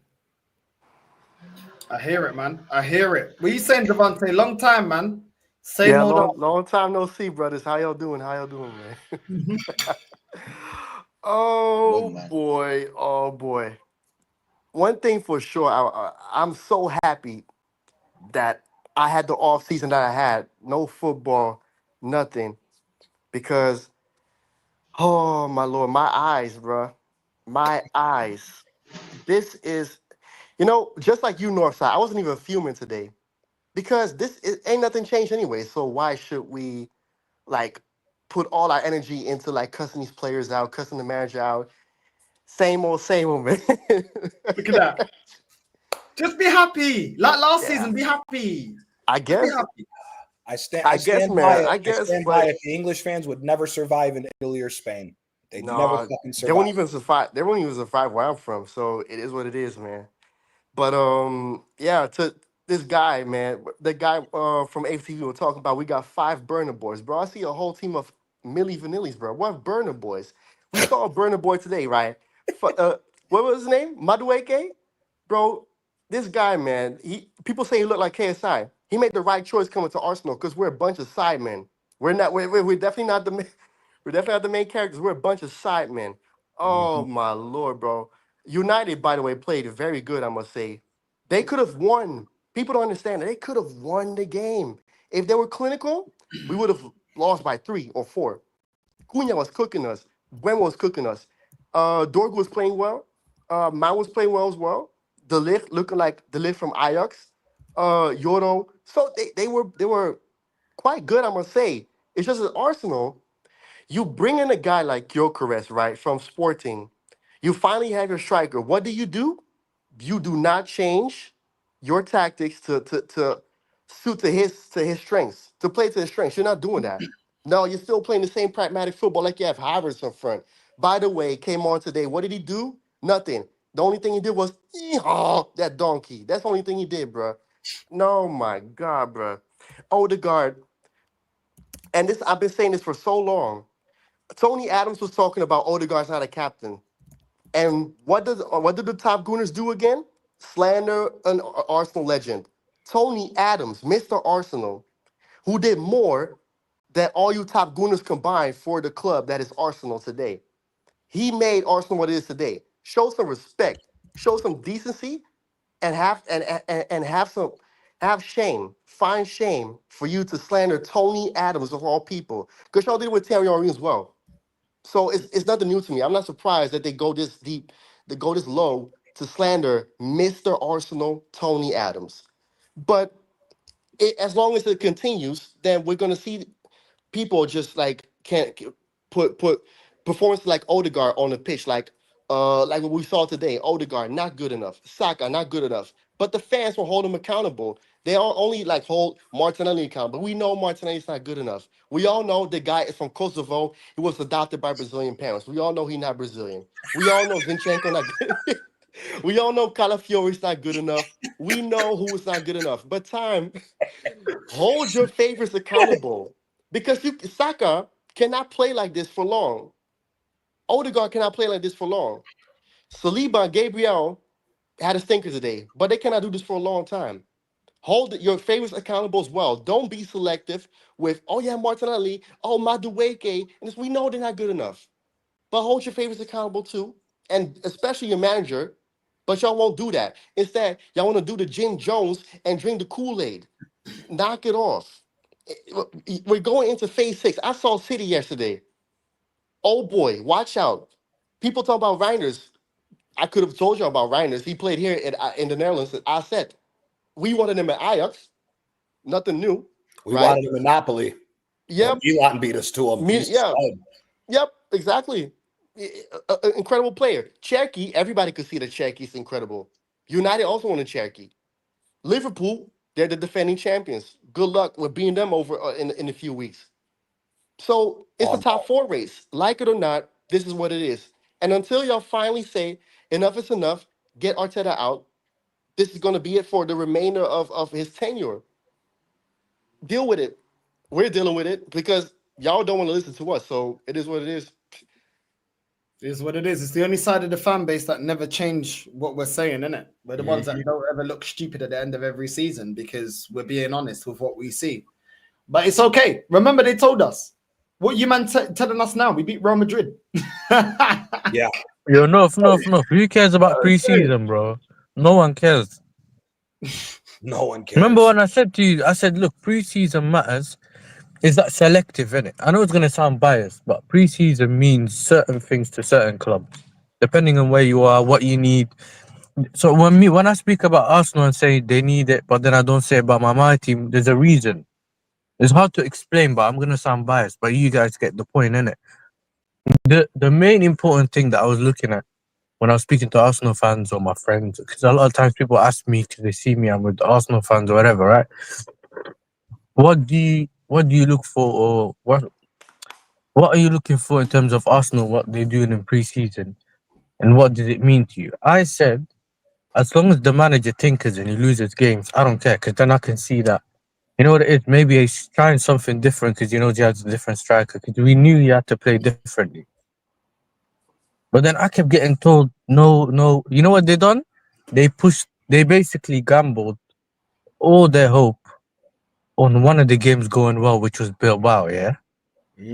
So when they use that as a reference now, oh, but Bilbao, this guy done this, and Bilbao, and I was thinking, bro, you can't just keep saying that. What about all the other games? Because what I remember, the first thing I recognized was that I saw everyone play the same way from last season. It's just different personnel. And then that told you, for me, that you're going to play the same way. But they keep saying he's going to change it. But I'm like, bro, the only way you know he's going to change it is if you got a text message from Arteta telling you I'm changing it. Or he called you and he told you. Like, that's the only way. Like, you've met him and he said, I'm changing it. Like, this whole thing about guessing that what your manager's going to do, because basically what they're coming from, some guy called Gunnerblock tweeted it. And he said something about Arteta's going to change the way he's playing, and they're using that as a reference in it. But in reality, everyone's seeing it now.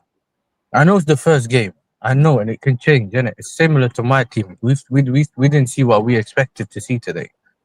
But my point is that every club has their own problems, and there's certain things that you look for that you might not mean anything to my club at the moment, but it does mean something to your club.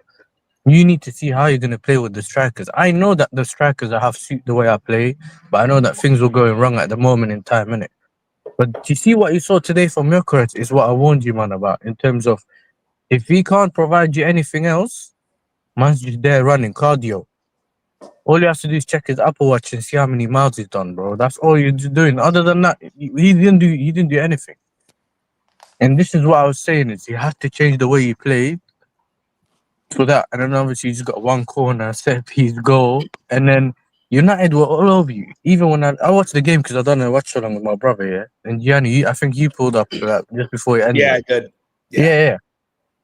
Because he's a United fan, and we were making jokes saying he's a part-time United fan, and he was like, "Yeah, I'm self-employed.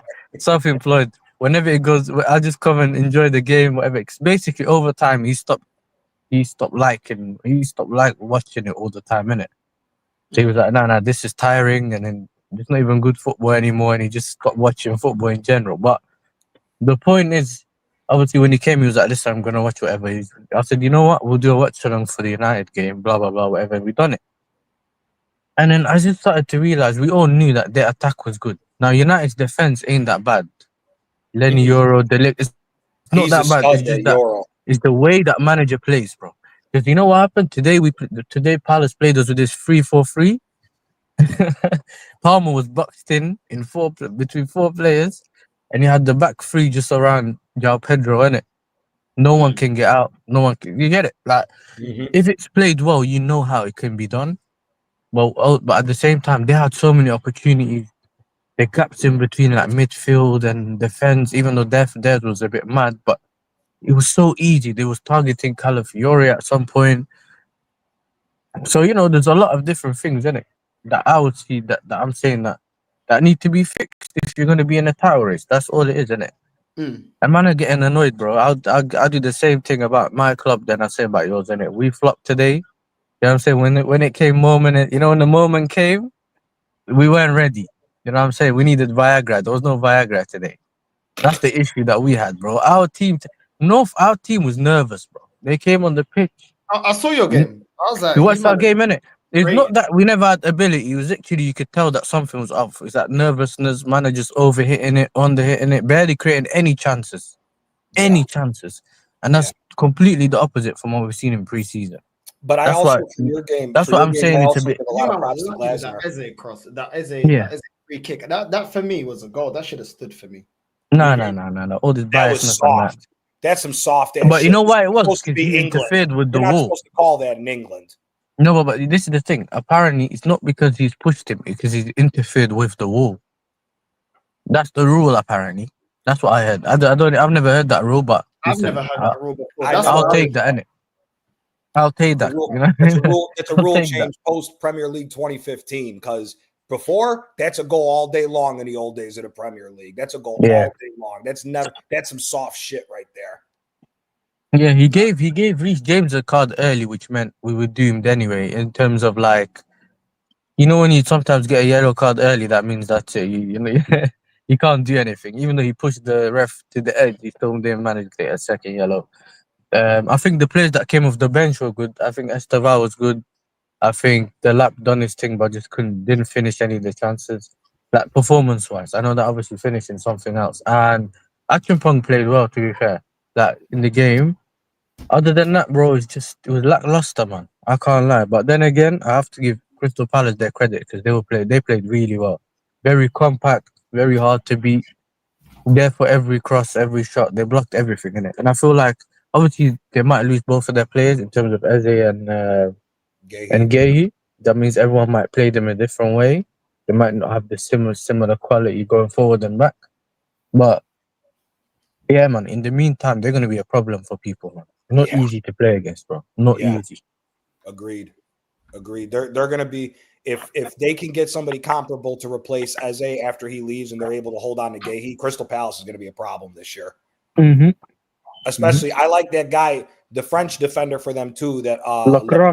I used to call him Lacroix. I know his name's Lacroix or something, but yeah. He's solid.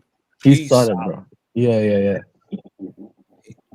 But it's Arsenal's in trouble, man.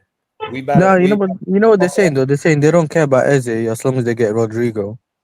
You know, man. So it should be all right, man. Who's gonna get Rodrigo? Arsenal. Yeah, okay. Chelsea. Rodrigo. If Rodrigo watched that game and he sees that he's going to be playing next to the right back the whole game or the left back the whole game, he's going to tell us to go fuck ourselves. He'll stay and ride bench it. But you know what it is, Gianni? Footballers are dumb, innit? That's the problem. They just didn't. We've noticed recently that a lot of footballers just sign because the name of the club. They don't really check what system you play. They don't check whether it suits them. All they need is someone to convince them you're going to be a starter on my left, and then man just signing whatever it takes on the contract. And then when he lands, he realizes that the manager doesn't play the way I thought he would play. Yeah. And then career's ruined. You know what I mean? So So another thing is not only we've got some tough games coming up. I'm pretty worried about Sunderland because do you remember yesterday when they put 3 past West Ham? They were cooking them one by to shreds. So don't underestimate. West Ham is shit though. I know. Have you seen Mike's thing? Have you seen Mike's match reaction? Man, pull out the boxing glove, you know. Yeah, but man said put her out, you know. He wants put her out already, bro. Yeah, but like the Sunderland this season are another surprise package because look at their squad and look at our squad. They've got Granit Xhaka. Can you imagine if he scores against us? I wonder what our fan base are gonna say. Like, oh, we miss you, Granit. Oh, Granit, we miss you. Like our fan base are a bit iffy with every time a player from our from our club comes back to haunt us. Look at what happened when Pepe scored against us. Our fans were booing him. So I imagine if Xhaka scores against us, our fans will say, "Oh, Granit, we miss you, Granit." Our team's screaming for Pepe back right now with the way he played against us. We're screaming for Pepe to come back. That's how fucking shocking this team is. That's how bad this manager is. You know what worried me defensively, Gian? You know what I saw defensively? Because remember, defense has always been alright, like good. And Raya, I don't know, bro. That gave me Sanchez flashbacks, you know. But Yasser, the problem is this is all following what the manager wants. This is all following what the manager wants. If the manager told Raya, fuck you being a sweeper keeper, stay in your fucking goal and just be a shot blocker, he'll do it. The problem is this all comes back down to the manager. Macy said it perfectly. Why is Saliba in the midfield and Zubamendi dropping back? Yeah. If you're going to drop Zubamendi back, okay. If you're going to move, because the way the formation somewhat kind of looked of is we're playing a flat 4-5-1. We're not playing 4-3-3. We're playing a flat 4-5-1, and then in offense, we're dropping Zubamendi back to be a third center back. We're going 3-4-3. Yet now all of a sudden, Rice has got to cover the entire center of the park on his own. Odegaard is basically pushing up to try to be a number 10. So it's 2 blocks of 3. You got 3 midfielders, 3 defensemen, and then 4 attackers with no creativity. How do you have 4 attackers with no fucking creativity? That's well, stupidity. What you were saying about it today. Zubamendi, sorry, bro. Zubamendi lacks the physicality that you had from Party, and Rice can't play that six on his own. But when you say that, you're hating on Rice or whatever, and when you say that Zubamendi, because he's the big signing, they just hate on you, and it's one of them where you're just picking on our new signing and that. But these are the profiles you're missing, or the type of players that you can. If you're gonna play someone in the lone six, he has to be able to play, progress the Yeah. ball, be good on the half turn, all that. But even you see it, he can cover the back line in terms of defensively, but when you start going forward, you have problems, isn't it? That's the issue. And I just thought because they play the three in the back, as soon as Dogu and whoever was in that wide areas, it had to the two fullbacks had to go wide, and then you had space in the middle. Yep. But they just Yeah, never that's so exploited that properly. frustrating, bro. Yeah, but I can't lie, bro. I'm so frustrated today, bro. I can't even lie, bro. Yep. Bro, this manager started Mason Mount in the false nine. Yeah, Oh, I I don't forgot rate about that. I do not rate Sesko, yeah. I do not rate Sesko. But our club has spent 72 million, 74 million, and he played two pre-season games, by the way, and he decided to start Mason Mount in the false nine. And he started Dallo at wing back and put Ahmad on the bench. Like, like what? And then when Ugarte came on, bro. When Ugarte came on, oh my god, bro, he was shit when he came on, bro. Bro, the amount of times that he was losing the ball, bro, just fouling, bro. You get it, you get it, like, bro. Like, obviously, I know Mbeumo and Cunha and Dogu had chances in that, yeah. I know we had chances in that, yeah, but bro, you cannot start Mason Mount in the false nine. I knew this manager we're gonna do going to do foolishness, bro. Like, this is what my manager does, bro. Just does pure foolishness. And until in your sack him and bring in a proper manager, yeah, my club ain't going nowhere, bro. Cause this manager, yeah, this manager, you know what I mean? He's a freak, bro. You know what I mean? He's a freak, bro. You get it? So we ain't doing anything. We ain't doing anything with this manager. We didn't take. We knew before the game about set pieces. Bayonde, bro.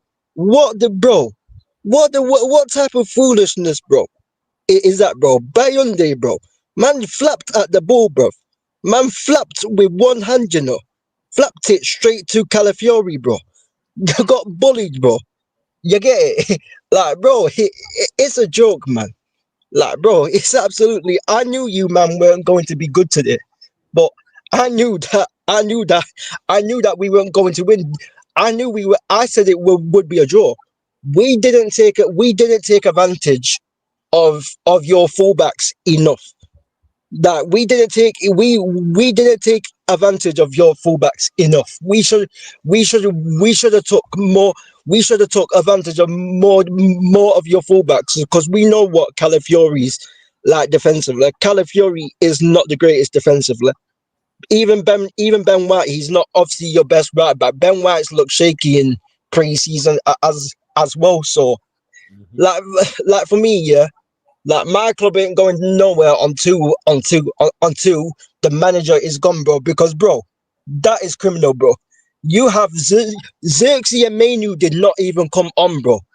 Xerxes and Manu did not even come on, and you start Mason Mount in the false nine. In the false nine, bro. You didn't even try that in pre-season, but all of a sudden you want to try that against Arsenal. And you've seen so many times that Dallo does not work at wing back, and you still choose to play him at wing back. Bro, it's a joke, man. King, It's a joke, bro. would you say I was wrong that he made a mistake by not playing Manu and Ugarte in the midfield? Because I thought Casemiro was still a little bit too slow for my liking, but I thought he should be moving Fernandez to the number 10 and have Cunha and Mbeumo as the two strikers against us to be able to attack the way they had the free flow.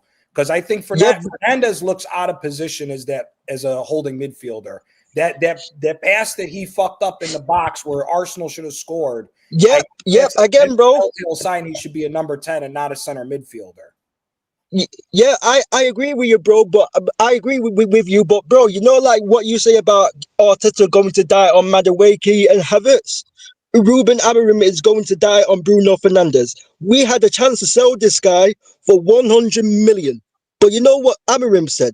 Amorim said, we want to keep him. Amorim, this is the same guy that said after Leeds in pre-season, he said, "Oh, we need a progressive midfielder, and we need a midfielder with pace." But he decided to keep Bruno Fernandes, and he decided to keep Bruno Fernandes. We all know Bruno Fernandes does not fit the system, but he still decided to keep Bruno Fernandes because he likes him, bro. Because he fancies him, bro. You get it? So he can die on that sword, bro. He can die on it. You know what I mean? Another mistake that United fans aren't going to talk about. They aren't going to talk about it. He was the one like you said, he was the one that got you the corner. He was the one that got you the corner, bro. You get it? But no one's gonna speak about it.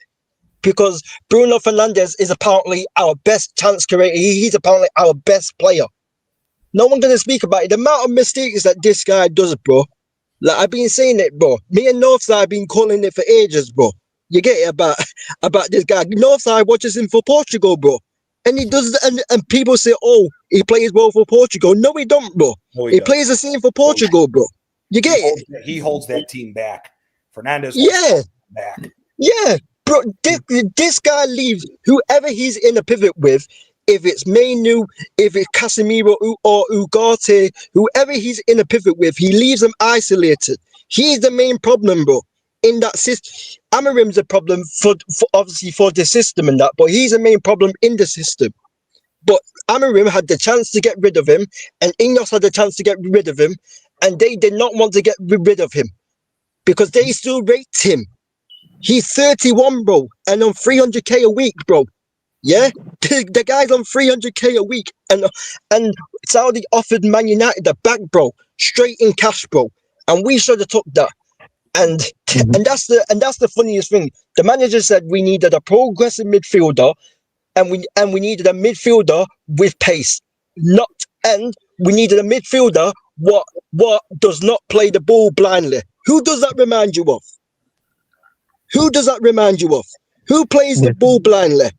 Who's got no pace in midfield? Bruno, this is the thing with Bruno, yeah. Bruno, I realized Bruno Fernandes. In the beginning, he sticks to the manager's tactics. And then at some point in the game, he reverts back to his old self. Where he starts doing the whole grenade ball. That's how we call it. He just gets the ball and he just launches it, bro. And if you want to play a certain way or progress the ball a certain way, he ruins that for you. Because if that cross that he's trying to do doesn't work, you get straight countered. You get countered straight away. And now you get caught not being in the right positions and that. And obviously this is the thing, man. It doesn't work, innit? But people like him because he gets GA. Because if it works, everyone's putting him in the FPL. I've seen everyone put them in. Put Bruno in the FPL. He's gonna get me the points. Even people in my chat were coming in saying, as long as he gets me the points, we're good. So, yeah, man, that's the thing. And yeah, and I saw the Madueke comment, bro. I told you, man, North knows as well. All the training videos, he's going to back top corner, innit? But then when it comes to the game, you'll see a different story. And yeah, North, remember when you saw the videos of his training video? Do you remember? Yeah, and I told you, man, that he does that. You'll see him score top corner, cut in left top corner, but he never does it in the game, bro. And that's the thing, innit? And for all these top dudes and everybody else that are over the top fanboys of the Premier League, this game today shows why La Liga is a better league to watch ball than the Premier League. Because this was terrible. This was fucking terrible. At this rate, if this is how the games are going to be, the old men in the Serie A is going to be a better league to watch than the Premier League this year. Yeah, but we knew it was going to be a crap game. I knew it was going to be a crap game. You get me? I knew it was going to be a crap game anyway. I watched the Barcelona game last night? Yeah. Obviously they won 2. Obviously they won 2. No, that was freaking better than this, bro. You get it? Like, watch the ball, bro. I said that I'm going to watch more La Liga, more Serie A games because the Premier League, yeah. When it comes to the big games and that, the big games aren't even that in the Premier League, bro. Most of the big games are like disappointing, bro. You get it? So we all know this, but yeah, like I said, until we get this manager out, we ain't doing anything. Playing Mason Mount in the false 9 were great, bro. Like I couldn't believe it, but I could believe it at the same time because I know he's the type of person of doing that. And you've seen Amarim when plan A does not work, he does not have plan B. That's what happens when plan A does not work.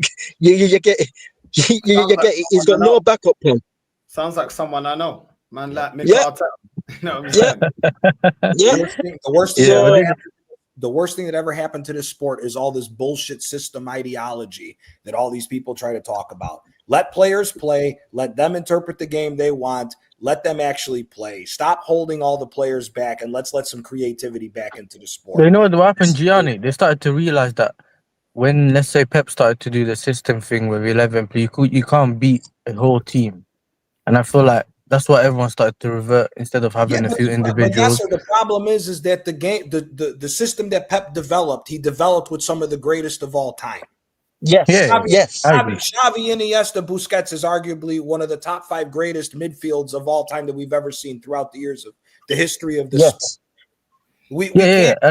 I agree. And then you got David Villa, who everybody forgets is one of the greatest strikers of all time.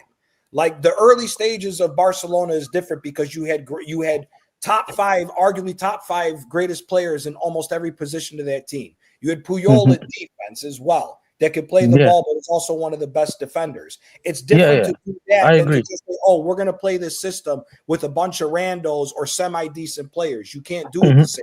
Exactly, that's what I was gonna say. This is where you need the player, like a bit like what PSG have, for example, in midfield, where they have the profile, but they also have the player can do the individual thing. They have both. They have Outside good of that, footballers. nobody has a true number 10 anymore. Nobody has a true number 10 like the old days. We don't have. And you saw it in my game. You see how they're fading away. Chelsea had Guti. You're right.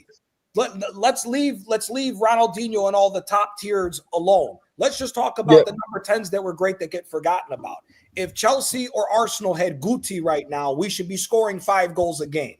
If you had somebody that could read the play the way you're supposed to, instead of, oh, I'm going to take 5 touches, then turn around because the manager doesn't want me to play forward-thinking football. We're going to play pragmatic.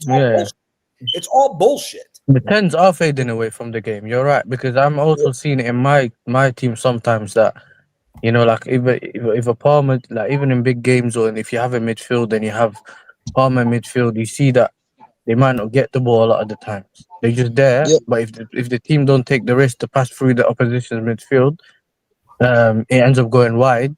You keep going to your wide players instead, and it's like what people call horseshoe football, innit? It just keeps going back. So you need that 10 to get the ball and create that chance, the ball over the top, the through ball, the revert, like, do you get it? And I feel like sometimes, even though the manager wants the team to do that, when there's a bit of not fear, but you know what I mean, sometimes the players just feel like, I don't want to lose the ball here because then we get countered. They just end up passing it sideways and backwards. And I think you're right with that. And I feel like there's a lot of teams that are deciding not to play with 10s. Everybody is more scared of stats. Football became very mechanical. Yep. There's no space now for, you know. It's more robotic. Everything mechanical. Yeah. If you want robotic football, let's put fucking androids. Let's put the fucking androids. But a lot of teams have robots. Technically, they might not be that good. They just serve a certain role in a system. And I feel like you can really see that in Arsenal at the moment, where there might be a way of playing, not really like an attacking way, but you get the point. The manager has a way of playing, even if we call it, you know, even if we can't see what's happening. The problem is that the players might not be that good, but it's just that they just need to either move the ball this way or that way, and if everything clicks, it works. Do you get it? If that doesn't happen, then the whole thing just fails, and then the players don't have that quality to do something on their own to win the game. Does that make sense? That extra quality. And a lot of people are rating play. This is what I used to always separate when I watch my team. Is the player not playing well because he's limited due to the system, or has he been given the chance in that system but he's not performing because he's not good enough? Whereas a lot of people don't see past that. They only see the player didn't do anything. He's just rubbish. You get it? Or it's just he played well, scored goals, and he's good. And I feel like now, because we have this system thing and whatever, you have to be able to separate and see, okay, that this due to this player is being held back because of the system. But then some players as well, they're not being like in boxing. Yeah, a lot of boxers they study the greats, and then they try to add them, and different coaches add different attributes from different fighters and see if you have the ability. Obviously, the ability has to be there, but they study greats before them. In this game, it just looks like they study systems. It's all systems, it's all replays, which is all good. Obviously, you have to have a system, of course, but you also have to see the greats of before. Like, even like when I used to, when my cousins were in different academies and stuff, like my uncle would be like, right, sit down, you're a number 10, you watch him, you're this, you watch it, and then watch multiple games and then be like, why aren't you doing that? Why aren't you playing like that? What about his game is lacking from your game? And you actually studied greats of that time and obviously times before. Where it's now, it's like they're not even looking at the greats and what made them great in that position and what can they add to their game. But it's hard, no. It's hard because a lot of these men are athletes before they're footballers, bro. Yep. They're not actual footballers. They're athletes. They're all hands, so they can sprint. But half of these men don't have a good first touch, bro, on the pitch. Yep, and that's the reason why England will never. And that's the reason why England will never fucking win. Because England, they might go to other teams, and you know what it is. Sorry, Gianni, I'll end it here because I'm just gonna listen quickly. It's just that you see that a lot because now maybe our teams can go to La Liga and beat these midfields when it comes to running, and you know at some point they get tired and we don't. But we don't have that quality. So if we don't score, we might still get beaten without them even running. You get it? It's like they don't have to run. It's all about knowing when to go, when not to go, and all that. We can press for 90 minutes, great. But sometimes you need to be able to do that extra, the things that are more footballing stuff. It's not always about how good you are of an athlete. And this is why you see a lot of these footballers, when they do reach or get an injury or they do reach a certain age, they just fall off hard. You know what I'm saying? Oh, they go down hard. And you see, I saw Carzola the other day, bro. Carzola came on the other day and he's playing at like 40 something. Yeah, but if they get promoted through the academies to play the robotic style, otherwise you're not going to get selected. Players are then playing with the fear of, if I don't play to that way, then I'm going to be benched or I'm not going to make it. Yeah. You're breeding that kind of robotic mentality from the time that they're in academies. And that's why they're after Heaton. Otherwise, they're not getting into the team because now it's like the manager's specifically telling you what he wants you to do, and there's no leeway in terms of playing outside of that system. So then, if you're playing like that, your whole footballing career in the youth academy, then making it, under 21s, then you get into the main team. It's been bred into you to play like a robot. It's been bred into you. You've made your career. You've made it as a footballer based on that. So now to go away from that, you now have that fear. It's kind of like living under your parents. And your parents never like feed you any independence. If anything, God forbid, happens to your parent, you don't have to fend for yourself because you was never nurtured to be independent. You was never nurtured in being proactive to the day that your parents aren't around anymore. Do you know what I'm saying? And it's the same with these footballers, bro. I'm just seeing it it's just so robotic, and I've had enough of it. And the thing is, it's a catch-22 because then you see Arteta against PSG or against Bayern Munich or against Man United last season or against West Ham in the cup, and then he's like, "Yo, go on then, go win the game." And they're like, "What? What do you mean win the game? I'm looking at you." You know what I mean? I'm looking at you. It's like my guy's like, you know what I'm saying? He's like the guy guiding the traffic, bro. They're like, "Yo, should I go? Is it green? Is it red? I don't know. Is it red or is it green? I don't know what's going on. You tell me." Yeah, I mean, man can't think for himself. Man can't see what's going on. Can't read the game. So it's always a catch-22, man. But listen, big up to all of you lot. I do have to go. Big up Gianni, big up Macy, big up Yasa, Francisco, all the real ones. You know what I'm saying? Francisco, I know you haven't been able to say much. Quickly before you go, man, your last thoughts on this game. Yeah, regarding the game, it was a good result, but performance was atrocious. Gyökeres didn't perform very well, but I got the bad fucking feeling that Gyökeres is being set up to failure. The way that Arsenal plays is not suited to Gyökeres' strength. We play too slow. We play still too lethargic. It's the same shit from last season. In it. And Gyökeres was used to be in a team that plays quick transactions, be able to put him in front of goal. In this game, this is just the first day on Gyökeres' life.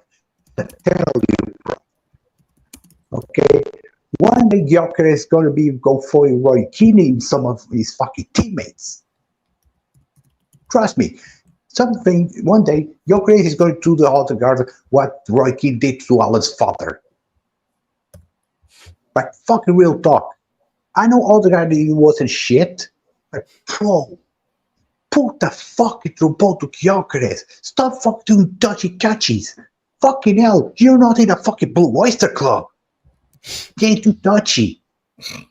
Fucking hell. But, he's the captain because he's the reflection of the manager. He's the guy that says that second place is a failure.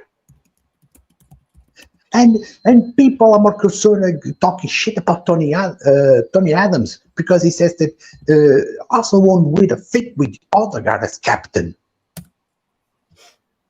The motherfucker, an Arsenal legend expresses his opinion and he gets slack for it. He didn't accuse of Odegaard of a crime. He just doesn't see that Odegaard is not a captain material, you fucking morons. But anyway, he's there on social media. It was a good game. Man United wasn't all that it, but he looked good. Okay, it was 3 points because, let's fucking face it, putting on Nano or the Turkish jelly bean that was between the Man United's net, bro. I tell you, Man United, bro. At this point, Man United should play Russian roulette that betting any of his keepers. Fuck, But 3 points, shit performance. But buckle up, boys. Buckle up. It's gonna be what the heck of a ride. Nah, big up Francisco every single time, man. You know what I'm saying? Big up to you, big up to Macy. Gianni, shout your channel out, man. What you got coming up next, bro? Gianni, thanks, North. Thanks for having me on. Gianni Talks Calcio TV this week. I'll be going over my predictions for the Serie A, La Liga, and Premier League. And I'll do an Arsenal match reaction probably Tuesday. It is what it is. It looks like we're going to be in for another long season. North, if I could pass the homemade wine or anything else you need through the screen, let me know. I'll figure out a way. Come on, man. Now, big up, man. Just the only thing I need you to do is lead Arteta to the docks, man. You know what I mean? You already know what goes down in the docks. That. I need to send Napoli to fucking London and get this dude thrown off. Let him sink in the English Channel and leave his ass there. Send the Komora, man. Send the Komora down there. You know what I mean? Sort him out. You know what I mean? In the blocks. Yeah, anyone that hasn't seen the show, Gomorrah, I'm telling you, but the most savage show based on a true story. If you know, you know. Yeah, man. Big up to my guy, man, Salve from Napoli, man. And next week I'm gonna go to the carnival. Macy's going to the carnival. There you go. That's how he's dealing with the process. Yeah, I just hope I can meet someone there, like Rashid or anybody. We'll link up, man. We'll link up, bro. Yeah. All right, we'll link up, man. Don't worry about that, man. We'll link up. We'll get you a Maggie, bro. Don't worry about it. I would love to try a Maggie one day because, Trust me, man. We'll get you an ice cold Maggie, bro. Don't worry about that, man. But listen, everyone that's locked in, man. And we're redirecting to Lee, Northside Raid on the way in. I'm out and I'll be back at 11 for the press conference reaction. Big up to you. We're out. Love. Mm-hmm.